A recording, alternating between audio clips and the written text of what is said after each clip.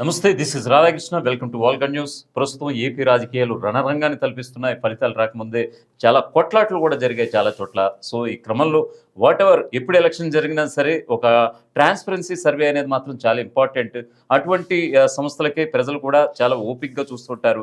So అటువంటి transparency survey సంస్థ ఒకటి ఎన్నాళ్ళ నుంచి చేస్తున్నటువంటి ఆల్రెడీ గత తెలంగాణ ఎన్నికల్లో కూడా తన యొక్క సర్వే సారాంశాన్ని తెలియజెప్పి ఇక్కడ గణాంకాలని ఇంచుమించుగా ఒకేలాగా ఉన్నాయన్నట్లుగా తేటతలం చేసినటువంటి సర్వే సంస్థ Bharat political research and analysis centre Andhra Pradesh assembly 2024 survey తరఫున ఇప్పుడు అది రాబోతోంది. అలాగే దీని యొక్క పేరు ఫోరెన్సిక్ ఎలక్షన్ సర్వే. దీన్ని ఒక రకంగా చెప్పాలంటే కనుక ప్రస్తుతం మీ ఇప్పుడు చూపించే రిజల్ట్స్ అయితే కనుక forensic post opinion poll survey.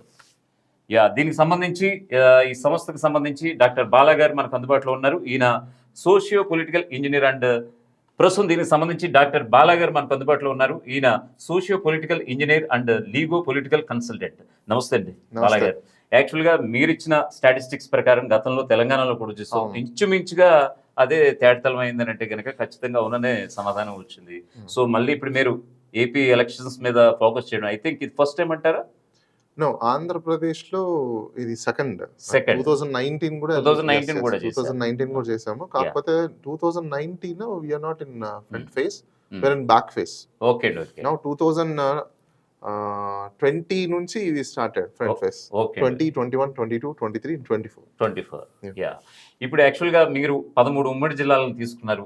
So ఈ క్రమంలో వైఎస్ఆర్సీపీకి ఎన్ని, టీడీపీ అలయన్స్తో వస్తున్నటువంటి జేఎస్పీ బీజేపీకి ఎన్ని, టైట్ ఫైట్ ఎన్ని ఉన్నాయి అనే దానిపైన మీరు కూలంకషంగా అయితే ఒక విశ్లేషణ చేసి మరి ఇంచుమించుగా ఎంతమంది శాంపిల్స్ మీరు సేకరించున్నారు?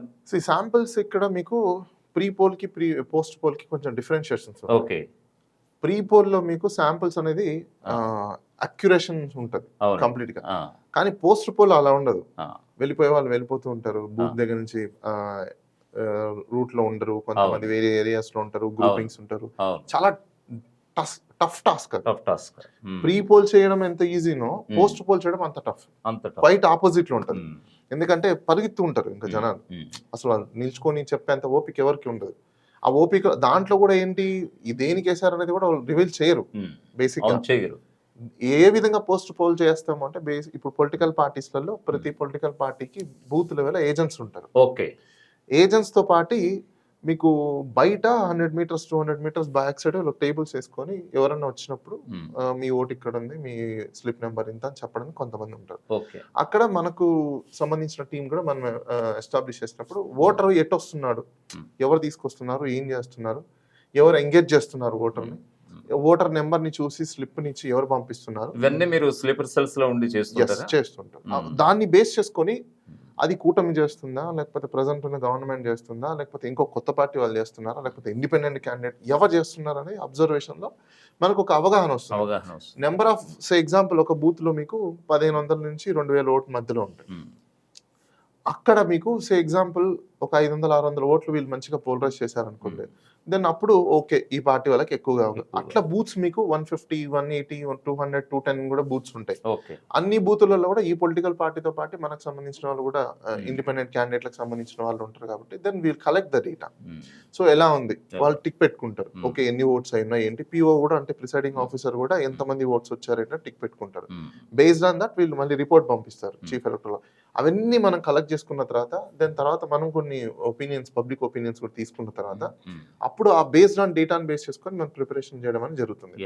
సో ఆ పోల్ ని అంటే post poll opinion public plus political parties ని మొత్తం కన్సాలిడేషన్ చేస్తే మనకు వచ్చిన రిజల్ట్ ఇది. అన్ని సంస్థలు బేసికల్ గా అన్ని సంస్థలు చెప్తాయి కానీ వాళ్ళకి కంప్లీట్ సైకాలజీ నాలెడ్జ్ ఉండదు. ఫస్ట్ ఎందుకు నాలెడ్జ్ ఉండదంటే పొలిటికల్ సైన్స్ ఎక్స్పెక్టేషన్స్ డిఫరెంట్. ఏదో సర్వేలు చేయడమో లేకపోతే మైక్ పట్టుకొని వెళ్ళిపోవడమో మీడియా వాళ్ళు వెళ్ళిపోవడమో చేయడమో దట్స్ నాట్ థింగ్. దానికి సపరేట్ ఒక మాస్టర్ కోర్స్ ఉంది, దానికంటూ పొలిటికల్ సైన్స్ ఉంది, దానికంటూ కొన్ని బొటానికల్ టెక్నికల్ ఎక్స్పర్టైజేషన్ ఉన్నాయి, మెథడాలజీస్ ఉన్నాయి, చాలా ఉన్నాయి దానికి. జరుగుతున్నాయి. బట్ అది ఎంతవరకు అథెంటిసిటీ, అక్యురేట్స్ ఎంతవరకు ఉంటుంది, ఎంత ట్రాన్స్పరెన్సీ ఉంటుంది, అసలు నాలెడ్జ్ ఏంటి, ఇవన్నీ మనం క్యాలిక్యులేట్ చేయాలి. ఫర్ ఎగ్జాంపుల్ ఇప్పుడు నన్ను ఎవరైనా క్వశ్చన్ చేశారనుకోండి, being as a psychologist I'm master in political science.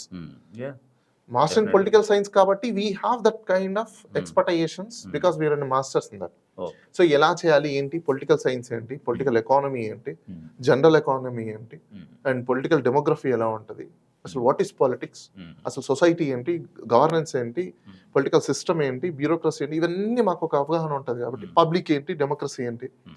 డెమోక్రసీలో ఏ విధంగా నడుపుతారు, అసలు సిస్టమ్ ఏ విధంగా నడుపుతారు, ఇవంతా తీసుకునేసి ఒపీనియన్స్ని ఏ విధంగా కలెక్ట్ చేసుకోవాలి. Hmm. ఈ ఒపీనియన్స్లో కూడా మళ్ళీ డిఫరెన్స్ ఉంటాయి. Hmm. ఆంథ్రపాలజీ, సైకాలజీ 200% అప్లై చేయాలి. ఓకే అండి. ఓకే. ఆంథ్రపాలజీ, సైకాలజీ లేకుండా చేసే సర్వేలు ఏవేవో చెప్తుంటారు చూసారా, it can't believe it. Hmm. ఎందుకంటే ఒపీనియన్ అంటే ఏంటి, it is your insight or your expectations మీరు ఎక్స్ప్రెస్ చేస్తేనే మనం కలెక్ట్ చేస్తాం. Hmm. అంతేకాని నాకు నేను వచ్చాను రాసుకున్నాను వెళ్ళిపోయాను, that's not opinion, Oh. It's a collection of survey. Hmm. They said you collect, that's it. ఇంకా అనాలిసిస్ ఎక్కడ వస్తుంది? Hmm. సో ఇవన్నీ మేము అనలైజ్ చేసి తీసుకొని డేటా వచ్చిన తర్వాత మొత్తం 175 కాన్స్టిట్యున్సీ నుంచి మీ ఆల్మోస్ట్ శాంపిల్స్ అన్ని తీసుకున్న తర్వాతనే దెన్ తర్వాత మేము ఏం చేస్తామంటే ఆ డేటా అంతా నాకు వచ్చిన తర్వాత ఆ డేటాని నేను ఇంక కూర్చొని మళ్ళీ వర్కౌట్ చేస్తాను. నాకు ఎందుకు లేట్ అవుతుంది ప్రిపరేషన్ చేయడానికంటే బికాస్ రీజన్ ర్యాండమ్ గా అందరు నెంబర్స్ ఇచ్చేసుకుంటుంటారు. మేము అలా చేయం, దానికి ఫార్ములేషన్స్ ఉంటాయి. మళ్ళీ పర్సంటేజెస్ ఫార్ములేషన్స్ తీసుకొని ఏ పర్సంటేజ్ ఉంటే ఎంత ఉంటుంది, అప్పుడు ఈ ఫీమేల్ పర్సంటేజ్ ఎంత, మేల్ పర్సంటేజ్ ఎంత, జనరిక్ పర్సంటేజ్ ఎంత, ఇవన్నీ పర్సంటేజ్ లాస్ట్ పర్సంటేజ్ ఎంత అయింది 2019 ఏం జరిగింది, 2019 కూడా మీకు డేటా ఉంటుంది. మళ్ళీ అక్కడ మేల్స్ ఎంతమంది, ఫీమేల్స్ ఎంతమంది, సీనియర్ సిటిజన్స్ ఎంతమంది, ఎంత పోల్ అయినాయి, అప్పుడు ఓటర్స్ ఎన్ని, ఇప్పుడు ఓటర్స్ ఎన్ని, దేని ఆస్పెక్ట్స్ లో పెరుగున్నాయి. అసలు సొసైటీలో ఇప్పుడు 2 సెగ్మెంట్స్ లో డివైడ్ చేయాలి. ఒకటి poverty line, below poverty line, above poverty line మధ్యలో ఉన్న వాళ్ళకి ఒకటి, middle class and upper middle class అవి ఒకటి, అండ్ రిచ్ ఒకటి. వీటినన్నింటి బైఫికేషన్ చేసి ఎవరు ఎంతమంది మెజారిటీ ఉన్నారు, బెనిఫిట్స్ ఏమైనా వచ్చున్నాయా, వెలిఫేర్స్ ఏమైనా ఇచ్చున్నారు లేదా, లేకపోతే గవర్నెన్స్ ప్రివేర్స్ చేస్తుందా ఏంటి, ఇవన్నీ ఇదంతా కూడా ఒక నెల 2 నెలల్లో మీరు డేటా వచ్చిన తర్వాత నాకు టైం పడుతుంది. అంతకుముందు వాళ్ళు చేసే ప్రక్రియకి ఎంత టైం పడుతుంది అంటారు? పోస్ట్ పోల్ అనేది మీకు 1 డే, దెన్ నెక్స్ట్ ఒక 2-3 days అంతేనండి. అంతే. అంటే అక్కడ టీమ్ హెవీ కదా, ఇండిపెండెంట్ క్యాండిడేట్లకు ఏజెంట్లు ఉంటారు. ప్రభుత్వానికి ఒక ఇంటెలిజెన్స్ ఒక ఉన్నట్టుగా, ఒక బృందం ఉన్నట్టుగా, అయితే ఇంకా మీ సర్వీస్ సంస్థ తరపున ఐ మీన్ గవర్నమెంట్ కి ఎలా ఉంది అక్కడ వ్యతిరేకంగా అటువంటి యాక్టివిస్టులు ఉన్నారు. Hmm. సో ఈ యాక్టివిస్టులలో కంటెస్టింగ్ చేసిన క్యాండిడేట్స్ ఉన్నారు. అంటే ఇండిపెండెంట్ గా ఎమ్మెల్యేగా కంటెస్ట్ చేసిన క్యాండిడేట్లు కావచ్చు. నాకు ఆల్రెడీ క్లయింట్స్ ఉన్నారు. కొన్ని పొలిటికల్ పార్టీస్ ఉన్నాయి, register and recognize political parties ఉన్నాయి. ఆ పొలిటికల్ పార్టీస్ లలో కూడా ఎమ్మెల్యే క్యాండిడేట్స్ ఉన్నారు. సో వీళ్ళందరి దగ్గర నుంచి మనం కలెక్ట్ చేస్తాం. సో ఇప్పుడు ఏ విధంగా అయితే ప్రెసెంట్ ఉన్న పవర్ లో ఉన్న పొలిటికల్ పార్టీ, అపోజిషన్ లో ఉన్న పొలిటికల్ పార్టీకి ఏ విధంగా అయితే టీమ్ ఉంటుందో, మాకు కూడా అట్లనే చిన్న చిన్న పొలిటికల్ పార్టీస్ తో టైఅప్, ఇండిపెండెంట్ క్యాండిడేట్స్ తో టైఅప్. సో వాళ్ళందరూ డేటాస్ మేము ముందే చెప్తాం కాబట్టి వాళ్ళకంటే ట్రైన్ ఇస్తాం. నామినేషన్ వేసేటప్పుడు ఎలా నామినేషన్ వేయాలి, ఏజెంట్ ఎలా పెట్టుకోవాలి, ప్రిసైడింగ్ ఆఫీసర్ దగ్గర పోలింగ్ ఏజెంట్ ని ఏ విధంగా పెట్టుకోవాలి, రిలీవర్ ని ఏ విధంగా పెట్టుకోవాలి, వాళ్ళ ట్రైనింగ్, ఇవన్నీ మేము చేస్తుంటాం కాబట్టి అక్కడ ముందే మేము చెప్తాం ఎలా మీరు ప్రొక్యూర్ చేసుకోవాలి డేటాని, ఓటర్ని ఏ విధంగా మీరు తెచ్చుకోవాలి, ఓటర్ని ఏ విధంగా మీరు స్లిప్స్ ఇచ్చి పంపించుకోవాలి. ఇవన్నీ ఒక సెషన్ నడుస్తుంది. ఈ సెషన్ అప్పుడే మాకంతా టీం అంతా సెట్ అయిపోతుంది. సో ఎగ్జాంపుల్ ఒక నియోజకవర్గంలో ఎమ్మెల్యే క్యాండిడేట్ ని ఇండిపెండెంట్ కానీ రిజిస్టర్ అన్రికగ్నైజ్ పొలిటికల్ పార్టీ నుంచి పెట్టిన క్యాండిడేట్ కానీ పట్టుకున్నాం అనుకోండి, అన్ని ఏరియాలలో దొరుకుతారు. సో అక్కడి నుంచి మాకు అంతా డేటా వస్తుంది. డేటా వచ్చిన తర్వాత ఎక్సర్సైజ్ చాలా ఎక్కువ. ఇవన్నీ అప్లికేషన్స్, మెథడాలజీస్ కానీ, ఫార్ములేషన్స్ కానీ ఇవన్నీ చేసి అప్పుడు ఒక అబ్స్ట్రాక్ట్ వస్తుంది ఫైనలీ. అప్పుడు ఎవరికి ఎంత నెంబర్స్ అనేది, అంటే ఓట్ ట్రాన్స్ఫర్ అయిందా లేదా, ఎందుకు ఓట్ ట్రాన్స్ఫర్ అవ్వలేదు, లేకపోతే మెజారిటీ ఇప్పుడు ఓటింగ్ బ్యాంక్ పెరిగింది, పర్సంటేజ్ పెరిగింది, దీనివల్ల యాంటీ గవర్నమెంట్ ఏమైనా ఉందా, ఇలాంటివన్నీ తీసుకున్న తర్వాతనే ఓ ఫైనల్ రిపోర్ట్ మనకు కన్క్లూజన్. ఈ కన్క్లూజన్ ఈ రోజు this post public opinion poll. So దానివల్ల మీకు ఏమవుతుందంటే ఒక ఒపీనియన్ వస్తుంది అంతే. సో ఎగ్జాంపుల్ శ్రీకాకుళంలో 10 ఉన్నాయి, ఏ పార్టీకి ఎన్ని వచ్చే అవకాశాలు ఉన్నాయి, అండ్ దాని తర్వాత నెక్స్ట్ కూటమికి ఎన్ని వచ్చే అవకాశాలు ఉన్నాయి, టైట్ ఫైట్స్ ఎన్ని. నిజంగా బాలాగారు చెప్తున్నట్టుగా ఒక ట్రాన్స్పరెన్సీ పద్ధతిలోనే మా సర్వే సాగించామని చెప్తున్నారు. ఓవరాల్ గా అంటే ఇప్పటి వరకు అనేక సర్వే సంస్థలు కూడా టీడీపీ కూటమికి ఒక 70% ఇస్తే మిగతా 30% అయితే ఖచ్చితంగా వైఎస్ఆర్సీపీ అధికారంలోకి వచ్చే అవకాశం ఉందని కూడా చాలా చెప్తున్నటువంటి పరిస్థితి. మరొక వైపు ఎగ్జిట్ పోల్స్ అనేవి వచ్చే నెల 1న అయితే ఈసీ ఇచ్చిన గైడ్ లైన్స్ ప్రకారం అయితే వచ్చే నెల 1న రిలీజ్ కాబోతున్నాయి. సో ఈ క్రమంలో forensic post public opinion poll survey అనేది ఒకటి రిలీజ్ చేశారు. డాక్టర్ బాలాగారే దీనికి ఒక రిప్రజెంటేటివ్గా కూడా ఉన్నటువంటి పరిస్థితి. సో ఈ క్రమంలో శ్రీకాకుళం నుంచి మొదలు చిత్తూరు వరకు కూడా 175 నియోజకవర్గాలు ఉంటే అందులో 112 నుంచి 143 స్థానాలు అధికార వైఎస్ఆర్సీపీ వైఎస్ జగన్మోహన్ రెడ్డి మళ్ళీ అధికారంలోకి రాబోతున్నారని ఘంటాపదంగా ఈ పోస్ట్ ఒపీనియన్ పోల్ సర్వే ద్వారా తేలింది. అలాగే 32 నుంచి 63 స్థానాలు అంటే చంద్రబాబుతో పాటు ఇటు పవన్ కళ్యాణ్ అటు బీజేపీ ఒక సంయుక్తంగా ఒక కూటమిగా ఏర్పడినటువంటి విషయం తెలిసిందే. సుమారుగా ఆ కూటమి 32 నుంచి 63 స్థానాలు దక్కించుకునే అవకాశం ఉందన్నట్లుగా పోస్ట్ ఒపీనియన్ పోల్ సర్వే ద్వారా వీళ్ళు నిర్ధారించినటువంటి పరిస్థితి. అయితే ఈ 175 నియోజకవర్గాల్లో సుమారు 31 స్థానాల్లో అంటే 175 నియోజకవర్గాల్లో సుమారు 31 స్థానాల్లో ఒక ఫైట్ అయితే ఒక ప్రధాన పార్టీల మధ్య ఒక ఫైట్ అయితే ఉండబోతుంది. సో ఈ క్రమంలో ఆ గెలుపోవటంని ఆ రిజల్ట్ వచ్చిన రోజునే అది తేల్చుకునేటువంటి పరిస్థితిగా బాలా గారు ఒక గణాంకాల రూపంలో ఇక్కడ చెప్తున్నటువంటి పరిస్థితి. So first of all Srikakulam నుంచి చూసుకుందాం. ఇక్కడ 10 నియోజకవర్గాలు ఉన్నాయి. దాదాపు అక్కడ మెజార్టీ సీట్లు ఆనాడు 2019లో వైఎస్ఆర్సీపీ వేవ్లో అక్కడ కొట్టినటువంటి పరిస్థితి. సుమారుగా ఆ రోజు మెజార్టీ స్థానాలు వచ్చినాయని చెప్పుకోవాలి 10కి ఆ రోజు. సో ఈసారి 7 నుంచి 8 స్థానాలు గెలవబోతోంది. 2 నుంచి 3 స్థానాలకి వైఎస్ఆర్ కూటమి పరిమితి కాబోతోంది.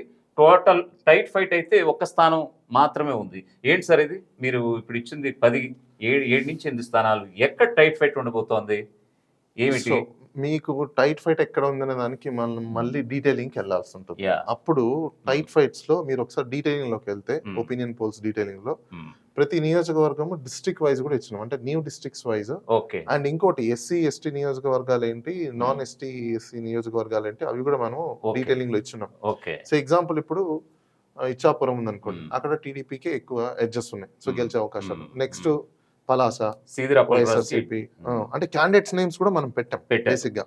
శ్రీకాకుళం ఇక్కడ చూడండి టైట్ ఫైట్, శ్రీకాకుళంలో టైట్ ఫైట్ ఉంది. గోండశంకర్, అంబటి కృష్ణారావు, ఈ ముగ్గురులో ఇప్పుడు టైట్ ఫైట్ అని నడుస్తుంది. ఈ ఓట్స్ ఇప్పుడు ఎవరు చీలుస్తున్నారు ఏంటి, ఎవరికి ఫ్లక్చువేట్ అవుతుంది, టైట్ ఫైట్ కూడా ఉందా? ఓకే.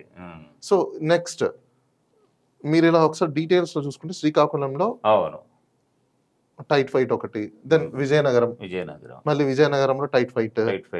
దెన్ నెక్స్ట్ విజయనగరం, మళ్ళీ విజయనగరంలో కాన్స్టిట్యున్సీకి టైట్ ఫైట్. భీమ్లీలో టైట్ ఫైట్. దెన్ తర్వాత Visakhapatnam Gajuwaka tight fight. Then next Anakapalli new district, అనకాపల్లిలో టైట్ ఫైట్. కొనతాల రామకృష్ణ గెలుపు అంటున్నారు చాలా మంది. మీరు సో అంటే టైట్ ఫైట్ ఇప్పుడు గెలుపు అనేది మీకు 1 ఓటా 2 ఓట్ల 25 100 250 లేకపోతే కౌంట్ చెప్పలేము. అది టైట్ ఫైట్ ఉంది కాబట్టి ఎవరికి ఎన్ని వస్తాయి అది ఒక బూత్ లో మీకు. సో ఎగ్జాంపుల్ ఏ ఒక్కరికి 500 ఓట్లు వచ్చినా గెలిచిపోతారు, 20 ఓట్లు వచ్చినా గెలిచిపోతారు. మనం చూసాం బోండా ఉమా గారికి 25 ఓట్లతో పోయింది, 25 ఓట్లతో గెలిచారు. సో అట్లా ఇక్కడ టైట్ ఫైట్ ఎవరికి ఎన్ని వస్తాయి ఏంటని చెప్పలేము. ఇప్పుడు నేను ఓవరాల్ గా చెప్పే ప్రయత్నం అయితే చేస్తాను. శ్రీకాకుళంలో 10 స్థానాలు ఉంటే 7 నుంచి 8 స్థానాలు వైఎస్ఆర్సీపీ గెలవబోతోంది. అలయన్స్ అంటే కూటమి 2 నుంచి 3 స్థానాలు గెలవబోతోంది. ఇక టైట్ ఫైట్ ఒక స్థానం ఉండే అవకాశం ఉంది. విజయనగరం, ఉమ్మడి విజయనగరం జిల్లా వ్యాప్తంగా ఆనాడు 2019లో క్లీన్ స్వీప్ చేసినటువంటి పరిస్థితి. ఇప్పుడు 7 నుంచి 9 స్థానాలు, అంటే ఐ థింక్ 7 నుంచి 9 స్థానాలు అంటే మళ్ళీ విజయనగరం తన కవిసాన్ని చేసుకుంటున్నారా జగన్ అంటే ఎస్, ప్రస్తుతం ఉన్నటువంటి స్టాటిస్టిక్స్ బట్టి మనం అర్థం చేసుకోవచ్చు. అలాగే 0 నుంచి 2 స్థానాలు గెలిచే అవకాశం ఉంది ఇటు కూటమి. అలాగే టైట్ ఫైట్ 2 స్థానాలు అయితే చూపిస్తున్నారు. ఇక విశాఖపట్నం, ఆ రోజు విశాఖ జిల్లా వ్యాప్తంగా చూసుకుంటే కనుక 4 స్థానాలు, అంటే అర్బన్ స్థానాలు 4 మినహా మిగతా 11 రూరల్ స్థానాలు కూడా ఆనాడు జగన్ పార్టీ అంటే వైఎస్ఆర్సీపీ కైవసం చేసుకుంది. సో ఈ క్రమంలో ఇప్పుడున్నటువంటి పరిస్థితుల్లో ఉమ్మడి విశాఖపట్నంలో 15 స్థానాలు ఉంటే 7 నుంచి 10 స్థానాలు, అంటే కొంచెం తగ్గింది గ్రాఫ్ అని చెప్పుకోవచ్చు వైజాగ్ జిల్లా వ్యాప్తంగా. ఇక కూటమికి 5 నుంచి 8 స్థానాలు దక్కబోతున్నాయి. అలాగే టైట్ ఫైట్ 3 స్థానాలు. ఇక ఈస్ట్ గోదావరి విషయం చూసుకుంటే కనుక 19 స్థానాలు. అలాగే 2019లో ఖచ్చితంగా అక్కడ 14 స్థానాలు గెలిచినటువంటి పరిస్థితి. టీడీపీ 4 స్థానాలు గెలుచుకుంది, అంటే 23 స్థానాల్లో గోదావరి జిల్లాలో, తూర్పుగోదావరి జిల్లాలో 4 స్థానాలు వచ్చినటువంటి పరిస్థితి. ఇక మిగతా ఒక్క సీటు, వన్ అండ్ ఓన్లీ ఒకే ఒక్కడు రాపాక వరప్రసాద్ ఆ రోజు జనసేన పార్టీ అభ్యర్థిగా గెలిచినటువంటి సందర్భం. సో ఈస్ట్ గోదావరిలో 19 స్థానాలు ఉంటే 7 నుంచి 11 స్థానాలు, అంటే ఇక్కడ కూడా కాస్త గ్రాఫ్ తగ్గింది వైఎస్ఆర్సీపీకి, అంటే జస్ట్ ఒక 2-3 స్థానాలు కోల్పోతుంది అంతే. అలాగే మరోవైపు 8 నుంచి 12 స్థానాలు ఇక్కడ తూర్పుగోదావరి జిల్లాలో తన యొక్క గ్రాఫ్ని పెంచుకుందని చెప్పుకోవచ్చు 2024 ఎలక్షన్స్ బేస్ మీద. అలాగే ఇక్కడ టైట్ ఫైట్ తూర్పుగోదావరి జిల్లాలో 4 స్థానాల్లో ఇక్కడ టైట్ ఫైట్ అయితే ఉండబోతుంది ప్రధానంగా. ఇక వెస్ట్ గోదావరి, పశ్చిమ గోదావరి జిల్లా వ్యాప్తంగా చూసుకుంటే కనుక ఆ రోజు 2 స్థానాలు ఇటు గెలిచినటువంటి పరిస్థితి టీడీపీ. 13 స్థానాలు ఇటు వైఎస్ఆర్సీపీ గెలిచినటువంటి పరిస్థితి. ఇప్పుడు 8 నుంచి 11 స్థానాలకి కొంచెం గ్రాఫ్ తగ్గి తన స్టాటిస్టిక్స్ని తగ్గించుకుంది వైఎస్ఆర్సీపీ. అలాగే 4 నుంచి 7 స్థానాలకి ఎగబాకిందని చెప్పుకోవాలి 2019 నుంచి ఇప్పటి వరకు చూసుకుంటే. అలాగే టైట్ ఫైట్ అయితే 3 స్థానాలు. ఇక కృష్ణ అయితే 16 స్థానాలు. ఆ రోజు 12 నుంచి 13 స్థానాలు గెలిచినటువంటి సందర్భం. ఇప్పుడు 8 నుంచి 14 స్థానాలకి పడిందని చెప్పుకోవాలి. అలాగే 2 నుంచి 8 స్థానాలకి ఎగబాకిందని చెప్పుకోవచ్చు. ఇదంతా కూడా forensic post poll opinion survey ద్వారా కూడా మనకి తేటతెల్లినటువంటి పరిస్థితి. ఇదంతా కూడా ఇక్కడ కృష్ణా విషయానికి చూసుకుంటే కనుక 6 స్థానాల్లో టైట్ ఫైట్ ఉండబోతోంది. ఇక గుంటూరు కూడా చూసుకుంటే కనుక 17 స్థానాలు. ఈ రోజు 9 నుంచి 14 స్థానాలు గెలవబోతోంది. 3 నుంచి 8 స్థానాలకు పరిమితం కాబోతోంది ఇటు కూటమి. 5 స్థానాల్లో టఫ్ ఫైట్ ఉండబోతోంది. మరొక వైపు మాచర్ల వేదికగా మనం చాలా ఇప్పుడు పోస్ట్ పోల్ అయిన తర్వాత జరిగిన సంఘటనలన్నీ చూసుకుంటే కనుక కొన్ని విచక్షణారహితమైన దాళ్లు, కొద్దిసేపటి క్రితమే పిన్నెల్లి రామకృష్ణారెడ్డి మాచర్ల సిట్టింగ్ ఎమ్మెల్యే, అలాగే వైఎస్ఆర్సీపీ అభ్యర్థిగా ఉన్నటువంటి ఆయన తన సరౌండింగ్ పరిధిలో ఉన్నటువంటి ఒక పోలింగ్ బూత్లోకి వెళ్ళి ఒక ఈవీఎంని 2 ఈవీఎంలను ధ్వంసం చేసినటువంటి పరిస్థితి. సో ఈసీ కూడా క్లారిటీ ఇచ్చింది, మా దగ్గర ఒక సేఫ్గా రికార్డ్స్ అయితే ఉన్నాయి, దానివల్ల మళ్ళీ రీపోలింగ్ అవసరం లేదు అని అనుకున్నటువంటి సందర్భంలో సాక్షాత్తు సిఈసీఏ అతను అరెస్ట్ చేయమని కూడా ఒక లుకౌట్ నోటీసులు కూడా జారీ చేసినటువంటి సందర్భం కూడా కనిపిస్తోంది. ఆయన కొద్దిసేపటి క్రితమే అరెస్ట్ అయినట్టుగా కూడా మనకు తెలిసినటువంటి పరిస్థితి. ఇక ప్రకాశం జిల్లా చూసుకుంటే కనుక, ప్రకాశం నెల్లూరు విషయాలు చూసుకుంటే కనుక ఇది వైఎస్ఆర్సీపీకి పెద్ద పంచుకోట అని చెప్పుకోవాలి. ఆ రోజు 22 స్థానాల్లో మెజార్టీ ఇక్కడ నెల్లూరు క్లీన్ స్వీప్ చేసినటువంటి పరిస్థితి ఆ రోజు. ఇప్పుడు 22 స్థానాలు కనుక చూసుకుంటే కనుక, ఉదాహరణకి ప్రకాశం చూసుకుంటే కనుక 12 స్థానాల్లో 7 నుంచి 8 స్థానాలు వైఎస్ఆర్సీపీ గెలుచుకోబోతోంది. 4 నుంచి 5 స్థానాలకి టీడీపీ కూటమి పరిమితం కాబోతోంది. కేవలం 1 స్థానమే ఒక టఫ్ ఫైట్ ఇచ్చే అవకాశం ఉంది. ఇక నెల్లూరు విషయం చూసుకుంటే కనుక 10 స్థానాలు ఉంటే ఇక్కడ కూడా క్లీన్ స్వీప్ చేసే అవకాశం ఉంది. అంటే మరొక వైపు వేమిరెడ్డి ప్రభాకర్ రెడ్డి అక్కడ రాజ్యసభ సభ్యుడిగా ఉన్నారు. ఆమె ఆయన సతీమణి ప్రశాంతి కూడా కొవ్వూరు ఎమ్మెల్యేగా కూడా బరిలో ఉన్నారు. అయినప్పటికీ కూడా వాళ్ళ ప్రభావం ఏమీ లేదు. ఖచ్చితంగా ఫోరెన్సిక్ పోల్ ఒపీనియన్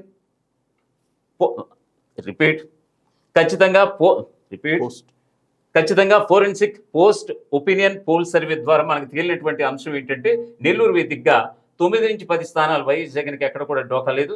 వస్తే 1 స్థానం రావచ్చా, లేకపోతే అది కూడా లేదు. అది కూడా కూటమికంటూ కూడా ఈ సర్వే సారాంశం చెప్తుంది. కేవలం 1 స్థానంలో మాత్రమే ఇక్కడ టైట్ ఫైట్ ఉండబోతుంది అన్నట్లుగా మనకు తెలుస్తోంది. ఇక కడప అంటే ఇంకా ఒక చెక్కు చెదరని ఒక కిల్లాగా మనం చెప్పుకోవచ్చు. వైఎస్ఆర్సీపీకి ఒక పెద్ద కోటగా చెప్పుకోవచ్చు. ఆ రోజుకు 10కి 10 స్థానాలు గెలిచినటువంటి సందర్భం.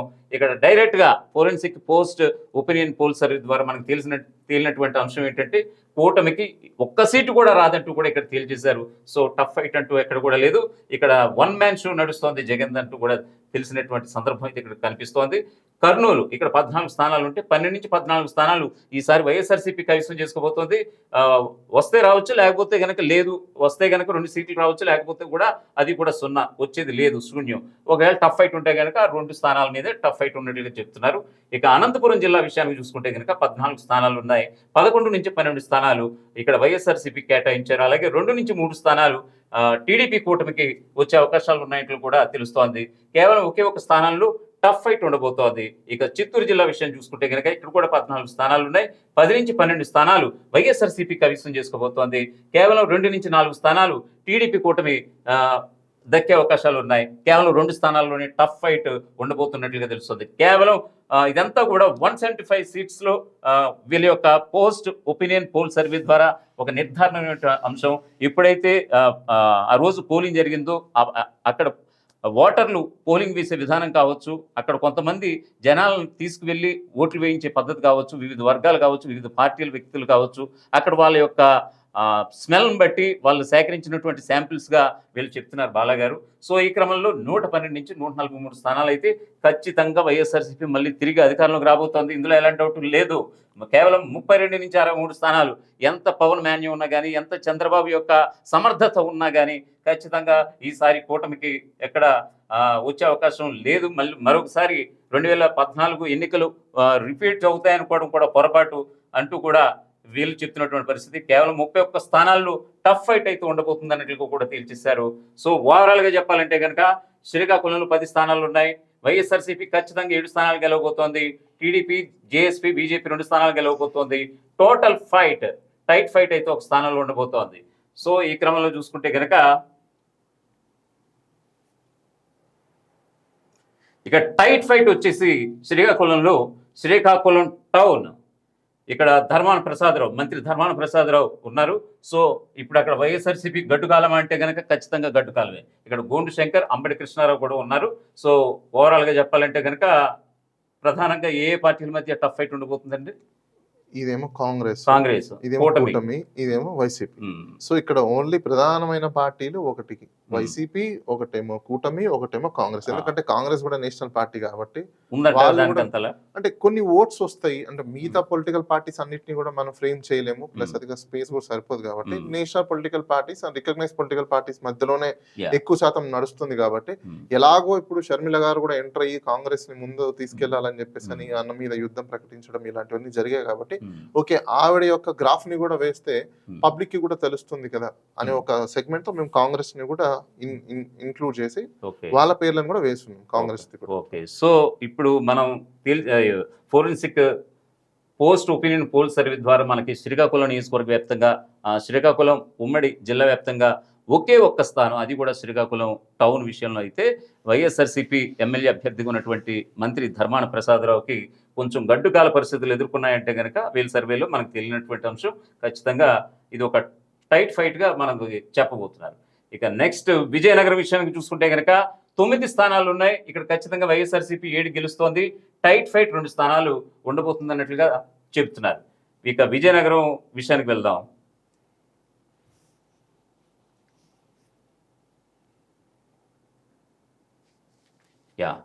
విజయనగరం టౌన్ ఒకటి, అలాగే బొబ్బిలి. సార్ బొబ్బిల్లో 7 స్థానాలు వైఎస్ఆర్సీపీకి ఇచ్చారు, 2 స్థానాలు టైట్ ఫైట్ అంటున్నారు. విజయనగరంలో బొబ్బిలి ఒకటి టైట్ ఫైట్ ఉంది. దాని తర్వాత మీకు విజయనగరం టైట్ ఫైట్ ఉంది. సో ఈ 2 కూడా టైట్ ఫైట్స్. బొబ్బిల్లో వెంకట చిన్నప్పలనాయుడు, అలాగే విజయనగరంలో కోలగట్ల వీరభద్ర. ఇతను చాలా కీలకమైనటువంటి నేత అండి. సో ఎలా ఇక్కడ ఎవరికి ఎంత ఇప్పుడు పవన్ కళ్యాణ్ కి కూడా రోడ్ షో చేస్తే చంద్రబాబు నాయుడు కంటే ఎక్కువ జనాలు వస్తారు. మరి అలా అని చెప్పేసి చంద్రబాబు నాయుడు గారిని మనం పక్క తీయలేము. అవును, ఆయనకున్న స్టామినా, ఆయనకున్న మానియా ఆయనకు ఉంటుంది. పబ్లిక్ వచ్చినంత మాత్రాన ఇప్పుడు చంద్రబాబు నాయుడు వర్సెస్ పవన్ కళ్యాణ్ అని కంటెస్ట్ చేస్తే చంద్రబాబు నాయుడుకి ఎక్కువ ఓట్లు వస్తాయి పవన్ కళ్యాణ్ కంటే. కానీ పబ్లిక్ రోడ్ మీద ఎవరు వస్తారు ఎక్కువ? పవన్ కళ్యాణ్కి వస్తారు. ద సేమ్ టైం ఇప్పుడు మేబీ ఆయన కీలకమైన వ్యక్తి అయినప్పటికీ కూడా అక్కడ ఓటర్లకు ఈయన ఎంత ఇంపాక్ట్ చేశాడు అనేది ఇక్కడ కన్సిడరేషన్. సో టైట్ ఫైట్ ఎందుకంటే ఈయనకు టైట్ ఫైట్ వస్తుంది. సో ఇప్పుడు ఆ విధంగా అనుకుంటే ఇప్పుడు ఈయనకు టైట్ ఫైట్ వేయాల్సిన అవసరం లేదు అక్కడ టైట్ ఫైట్ లేకపోతే. ఇప్పుడు we don't know exactly what is this guy. అవునండి. సో అక్కడ ప్రజలు ఏదైతే అనుకుంటున్నారు. ఇప్పుడు కూడా కీలకమైనటువంటి వ్యక్తి పూసపాటి అదితి విజయలక్ష్మి గజపతి రాజు. మరి వాళ్ళ మానియా కూడా ఉంటుంది, వాళ్ళకి కూడా ఫుల్ టైట్స్ ఉంటాయి, ఓటింగ్ బ్యాంక్ ఉంటది. సో దేర్ ఫోర్ మీకు అక్కడ ఏమైపోతుందంటే ఈ టైట్ అనేది ఎప్పుడు క్రియేట్ అవుతుందంటే కన్క్లూజన్ రానప్పుడు, ఒక కంప్లీట్ గా ఓకే వీళ్ళకు ఎడ్జ్ ఉంది అనేది రానప్పుడు మాత్రమే టైట్ ఫైట్ లో అది మనం వేస్తాం. సో టైట్ ఫైట్ వేసినప్పుడు ఏంటంటే ఎవరికైనా పడచ్చు, ఏదో వాళ్ళని గెలవచ్చు వీళ్ళని గెలవచ్చు. ఇక విశాఖపట్నం తీసుకుందాం. ఇక్కడ 15 స్థానాలు ఉన్నాయి. ఆనాడు 11 స్థానాలతో వైఎస్ఆర్సీపీ ఇక్కడ మంచి ఒక కోట కింద కప్పేసింది అంటే ఖచ్చితంగా అవుననే సందర్భం ఆనాడు వచ్చింది. ఇప్పుడు వీళ్ళ సర్వే ద్వారా కూడా కొంచెం గ్రాఫ్ ఎందుకు తగ్గింది. ఆ రోజు 11 వస్తే కేవలం ఇప్పుడు వైఎస్ఆర్సీపీకి 7 మాత్రం వచ్చాయి, కూటమికి 5 మాత్రం వచ్చాయి. టైట్ ఫైట్ అయితే 3 ఉన్నట్లుగా చూపిస్తున్నారు. సో ఓవరాల్గా చెప్పాలంటే విశాఖపట్నం టైట్ ఫైట్ భీమిలి ఉంది, టైట్ ఫైట్ భీమిలి.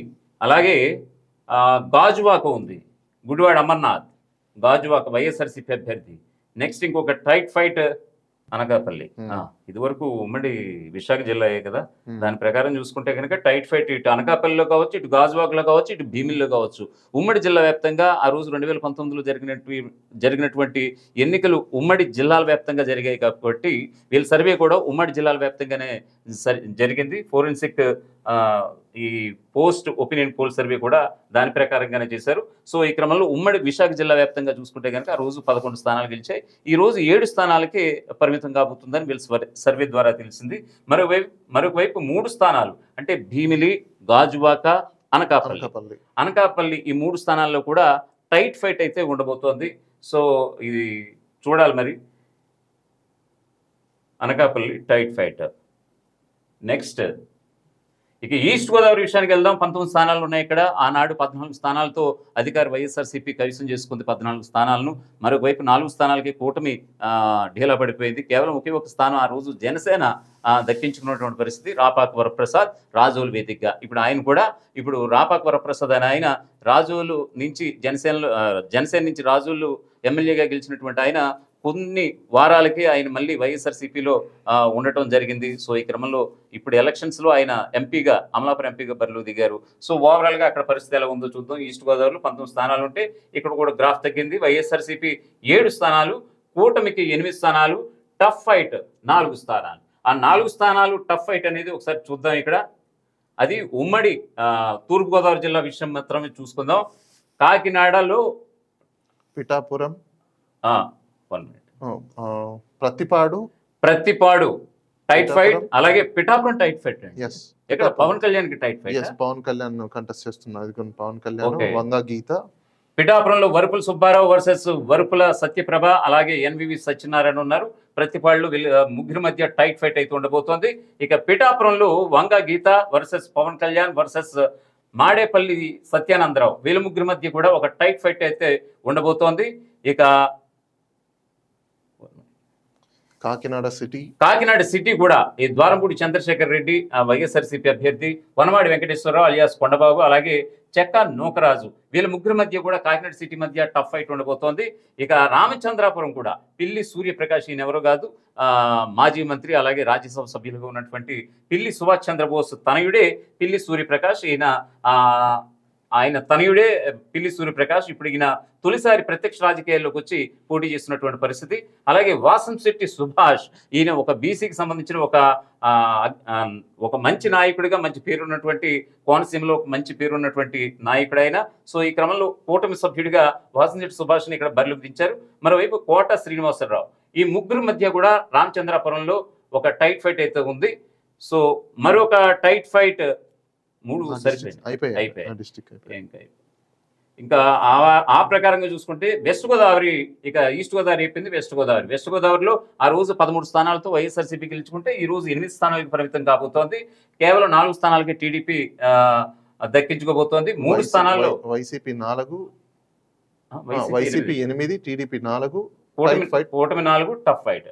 వెస్ట్ గోదావరిలో 15 స్థానాలు ఉంటే వీళ్ళు చేసిన సర్వేలో వెస్ట్ గోదావరిలో 8 స్థానాలు వైఎస్ఆర్సీపీకి రాబోతున్నాయి. 4 స్థానాలు టీడీపీ కూటమి పరిమితం కాబోతోంది. కేవలం 3 స్థానాల్లో టఫ్ ఫైట్ ఉండబోతోంది. సో ఈ క్రమంలో ఎక్కడెక్కడ వెస్ట్ గోదావరిలో అంటే ఉమ్మడి పశ్చిమ గోదావరి జిల్లా వ్యాప్తంగా టైట్ ఫైట్ ఎక్కడ ఉందని అంటే ఆ చట్ట చెరుకువాడ శ్రీరంగనాథరాజు, ఈయన కూడా మాజీ మంత్రి వర్యులు. అలాగే అక్కడ పితాని సత్యనారాయణగా కూటమి సభ్యుడిగా ఉన్నారు. నెక్కంటి వెంకట సత్యనారాయణ, ఈయన కాంగ్రెస్ అభ్యర్థిగా బరిలో ఉన్నారు. అక్కడ టైట్ ఫైట్ ఉండబోతోంది. ఇక మరొక వైపు భీమవరం, ఆల్రెడీ గ్రంథి శ్రీనివాస్ ఆనాడు పవన్ కళ్యాణ్ మీద గెలిచినటువంటి సందర్భాన్ని అయితే మనం ఖచ్చితంగా గుర్తు చేసుకోవాలి. గ్రంథి శ్రీనివాస్ ఉన్న చోట పులపర్తి రామాంజనేయులు, ఈయన ఎలక్షన్స్ బిఫోరే ఒకవైపు క్యాంపెయినింగ్లో ఉండగా టీడీపీ నుంచి జనసేనకు వచ్చి పార్టీ కండువా మార్చుకుని జనసేన నుంచి గెలిచినటువంటి సందర్భం కూడా మనం చూసాం. అలాగే అంకెం సీతారాము, ఈయన కాంగ్రెస్ అభ్యర్థిగా ఉన్నారు. సో గ్రంథి శ్రీనివాస్కి ఈసారి ఖచ్చితంగా గెలుపు అనేది ఎవరు కూడా ఖచ్చితంగా చెప్పలేనటువంటి పరిస్థితి. టైట్ ఫైట్ అనే ధోరణే కనిపిస్తోంది ఇక్కడ కూడా. వెస్ట్ గోదావరిలో ఇక తాడేపల్లిగూడెం, కొట్టు సత్యనారాయణ ఆల్రెడీ దేవాదాయ శాఖ మంత్రిగా ఉన్నారు. ఆయన కొట్టు సత్యనారాయణ ఆల్రెడీ వైఎస్ఆర్సీపీ అభ్యర్థిగా తాడేపల్లిగూడెం నుంచి పోటీ చేస్తున్నారు. ఇక్కడ బుల్సిట్ శ్రీనివాస్ ఒక కాపు నేతగా, ఒక మంచి నాయకుడిగా పేరున్నటువంటి వ్యక్తి. ఇక అలాగే మన్నేడి శేఖర్ కాంగ్రెస్ అభ్యర్థి, తాడేపల్లిగూడెం వేదికగా ఇక్కడ కూడా అధికార పార్టీకి కొంచెం గడ్డుకాలం తప్పదని అంటే కనుక ప్రస్తుతం వేల్ సర్వే ద్వారా తేలినటువంటి సందర్భం. ఇక కృష్ణా విషయానికి చూసుకుంటే కనుక ఇక్కడ 16 స్థానాలు ఉన్నాయి. ఇక్కడ కేవలం 8 స్థానాలకి వైఎస్ఆర్సీపీ పరిమితం కాబోతోంది. కేవలం 2 స్థానాల్లోని కూటమి సరిపెట్టుకోబోతోంది. 6 స్థానాల్లో టైట్ ఫైట్ ఉండబోతోంది. మరి దీనికి కారణం ఏమిటి? అక్కడ ఉన్నటువంటి ల్యాండ్ టైటిలింగ్ యాక్ట్ ఏమన్నా కొంచెం జగన్కి ఏమైనా బూమరంగ్ అయిందో, అలాగే రాజధాని విషయంలో ఇంకా కృష్ణా గుంటూరు వాసులు చాలా కోపంతో ఉంటున్నారు అనే మాట కొన్నాళ్ళ నుంచి కూడా వినిపిస్తోంది. సో కృష్ణా విషయానికి చూసుకుంటే కనుక టైట్ ఫైట్. కైకలూరు, ఇక్కడ దూలం నాగేశ్వరరావు, కామినేని శ్రీనివాసరావు గారు బీజేపీ అభ్యర్థిగా ఉన్నారు. బొడ్డు నోబ్లే ఈయన కూడా కాంగ్రెస్ అభ్యర్థిగా ఉన్నారు. సో ఈ ముగ్గురు మధ్య కైకలూరులో మంచి టఫ్ ఫైట్ ఉండబోతోంది. పెడన ఉప్పల రాము, అలాగే కాగిత ప్రసాద్, అలాగే సూంటి నాగరాజు, ఈ ముగ్గురు అభ్యర్థుల మధ్య కూడా టైట్ ఫైట్ ఉండబోతోంది. ఇక మచిలీపట్నం పేర్ని కృష్ణమూర్తి, పేర్ని కృష్ణమూర్తి ఎవరో కాదు, మాజీ మంత్రివర్యులు పేర్ని నాని తనయుడే పేర్ని కృష్ణమూర్తి, పేర్ని కిట్టు అని కూడా పిలుస్తూ ఉంటారు. అలాగే కొల్లు రవీంద్ర, ఈయన ఒక సీనియర్ నేతగా మనం పరిగణించాలి. ఎందుకంటే ఈయన ఒక యువ నాయకుడు పేర్ని కృష్ణమూర్తి అయితే కనుక కొల్లు రవీంద్ర ఆల్రెడీ ఒక మంచి సీనియర్ నేతగా పేరు ఉన్నటువంటి వ్యక్తి. అలాగే కాంగ్రెస్ అభ్యర్థి తరఫున అబ్దుల్ మ్యాటిన్, ఈ ముగ్గురు కూడా బరిలో ఉన్నారు. మచిలీపట్నం వేదికగా ఖచ్చితంగా ఇక్కడ కూడా టైట్ ఫైట్ ఉండబోతోంది. రిజల్ట్ వచ్చే వరకు కూడా దీన్ని ఎవరు చెప్పలేనటువంటి పరిస్థితి. సో మరొకవైపు విజయవాడ వెస్ట్ చూసుకుంటే కనుక షేక్ ఆసిఫ్, వైఎస్ చౌదరి సుజనా చౌదరి, ఈయన కూడా బీజేపీ అభ్యర్థిగా బరిలో ఉన్నారు. జి కోటేశ్వర కాంగ్రెస్ అభ్యర్థి తరఫున కాంగ్రెస్ అభ్యర్థిగా పోటీ ఉన్నారు. సో ఇక్కడ కూడా టైట్ ఫైట్ ఉండబోతోంది. విజయవాడ సెంట్రల్ వెల్లంపల్లి శ్రీనివాస్కి ఖచ్చితంగా ఈసారి గడ్డుకాలం తప్పదనే అనేక విశ్లేషణలు మొదటి నుంచి చూస్తున్నాం. అక్కడ బోండా ఉమామహేశ్వరరావు గత ఎన్నికల్లో కూడా తక్కువ ఓట్లతో ఆయన ఓటమి చవి చూసినటువంటి వ్యక్తి. సో ఖచ్చితంగా ఈసారి విజయం సాధిస్తారా ఏంటనేది కూడా ఇప్పుడు కూడా డౌట్గానే ఉంది. సిహెచ్ బాబురావు అక్కడ కాంగ్రెస్ అభ్యర్థిగా ఉన్నారు. ఇక్కడ ఖచ్చితంగా టైట్ ఫైట్ అయితే ఉండబోతోంది. సో ఓవరాల్గా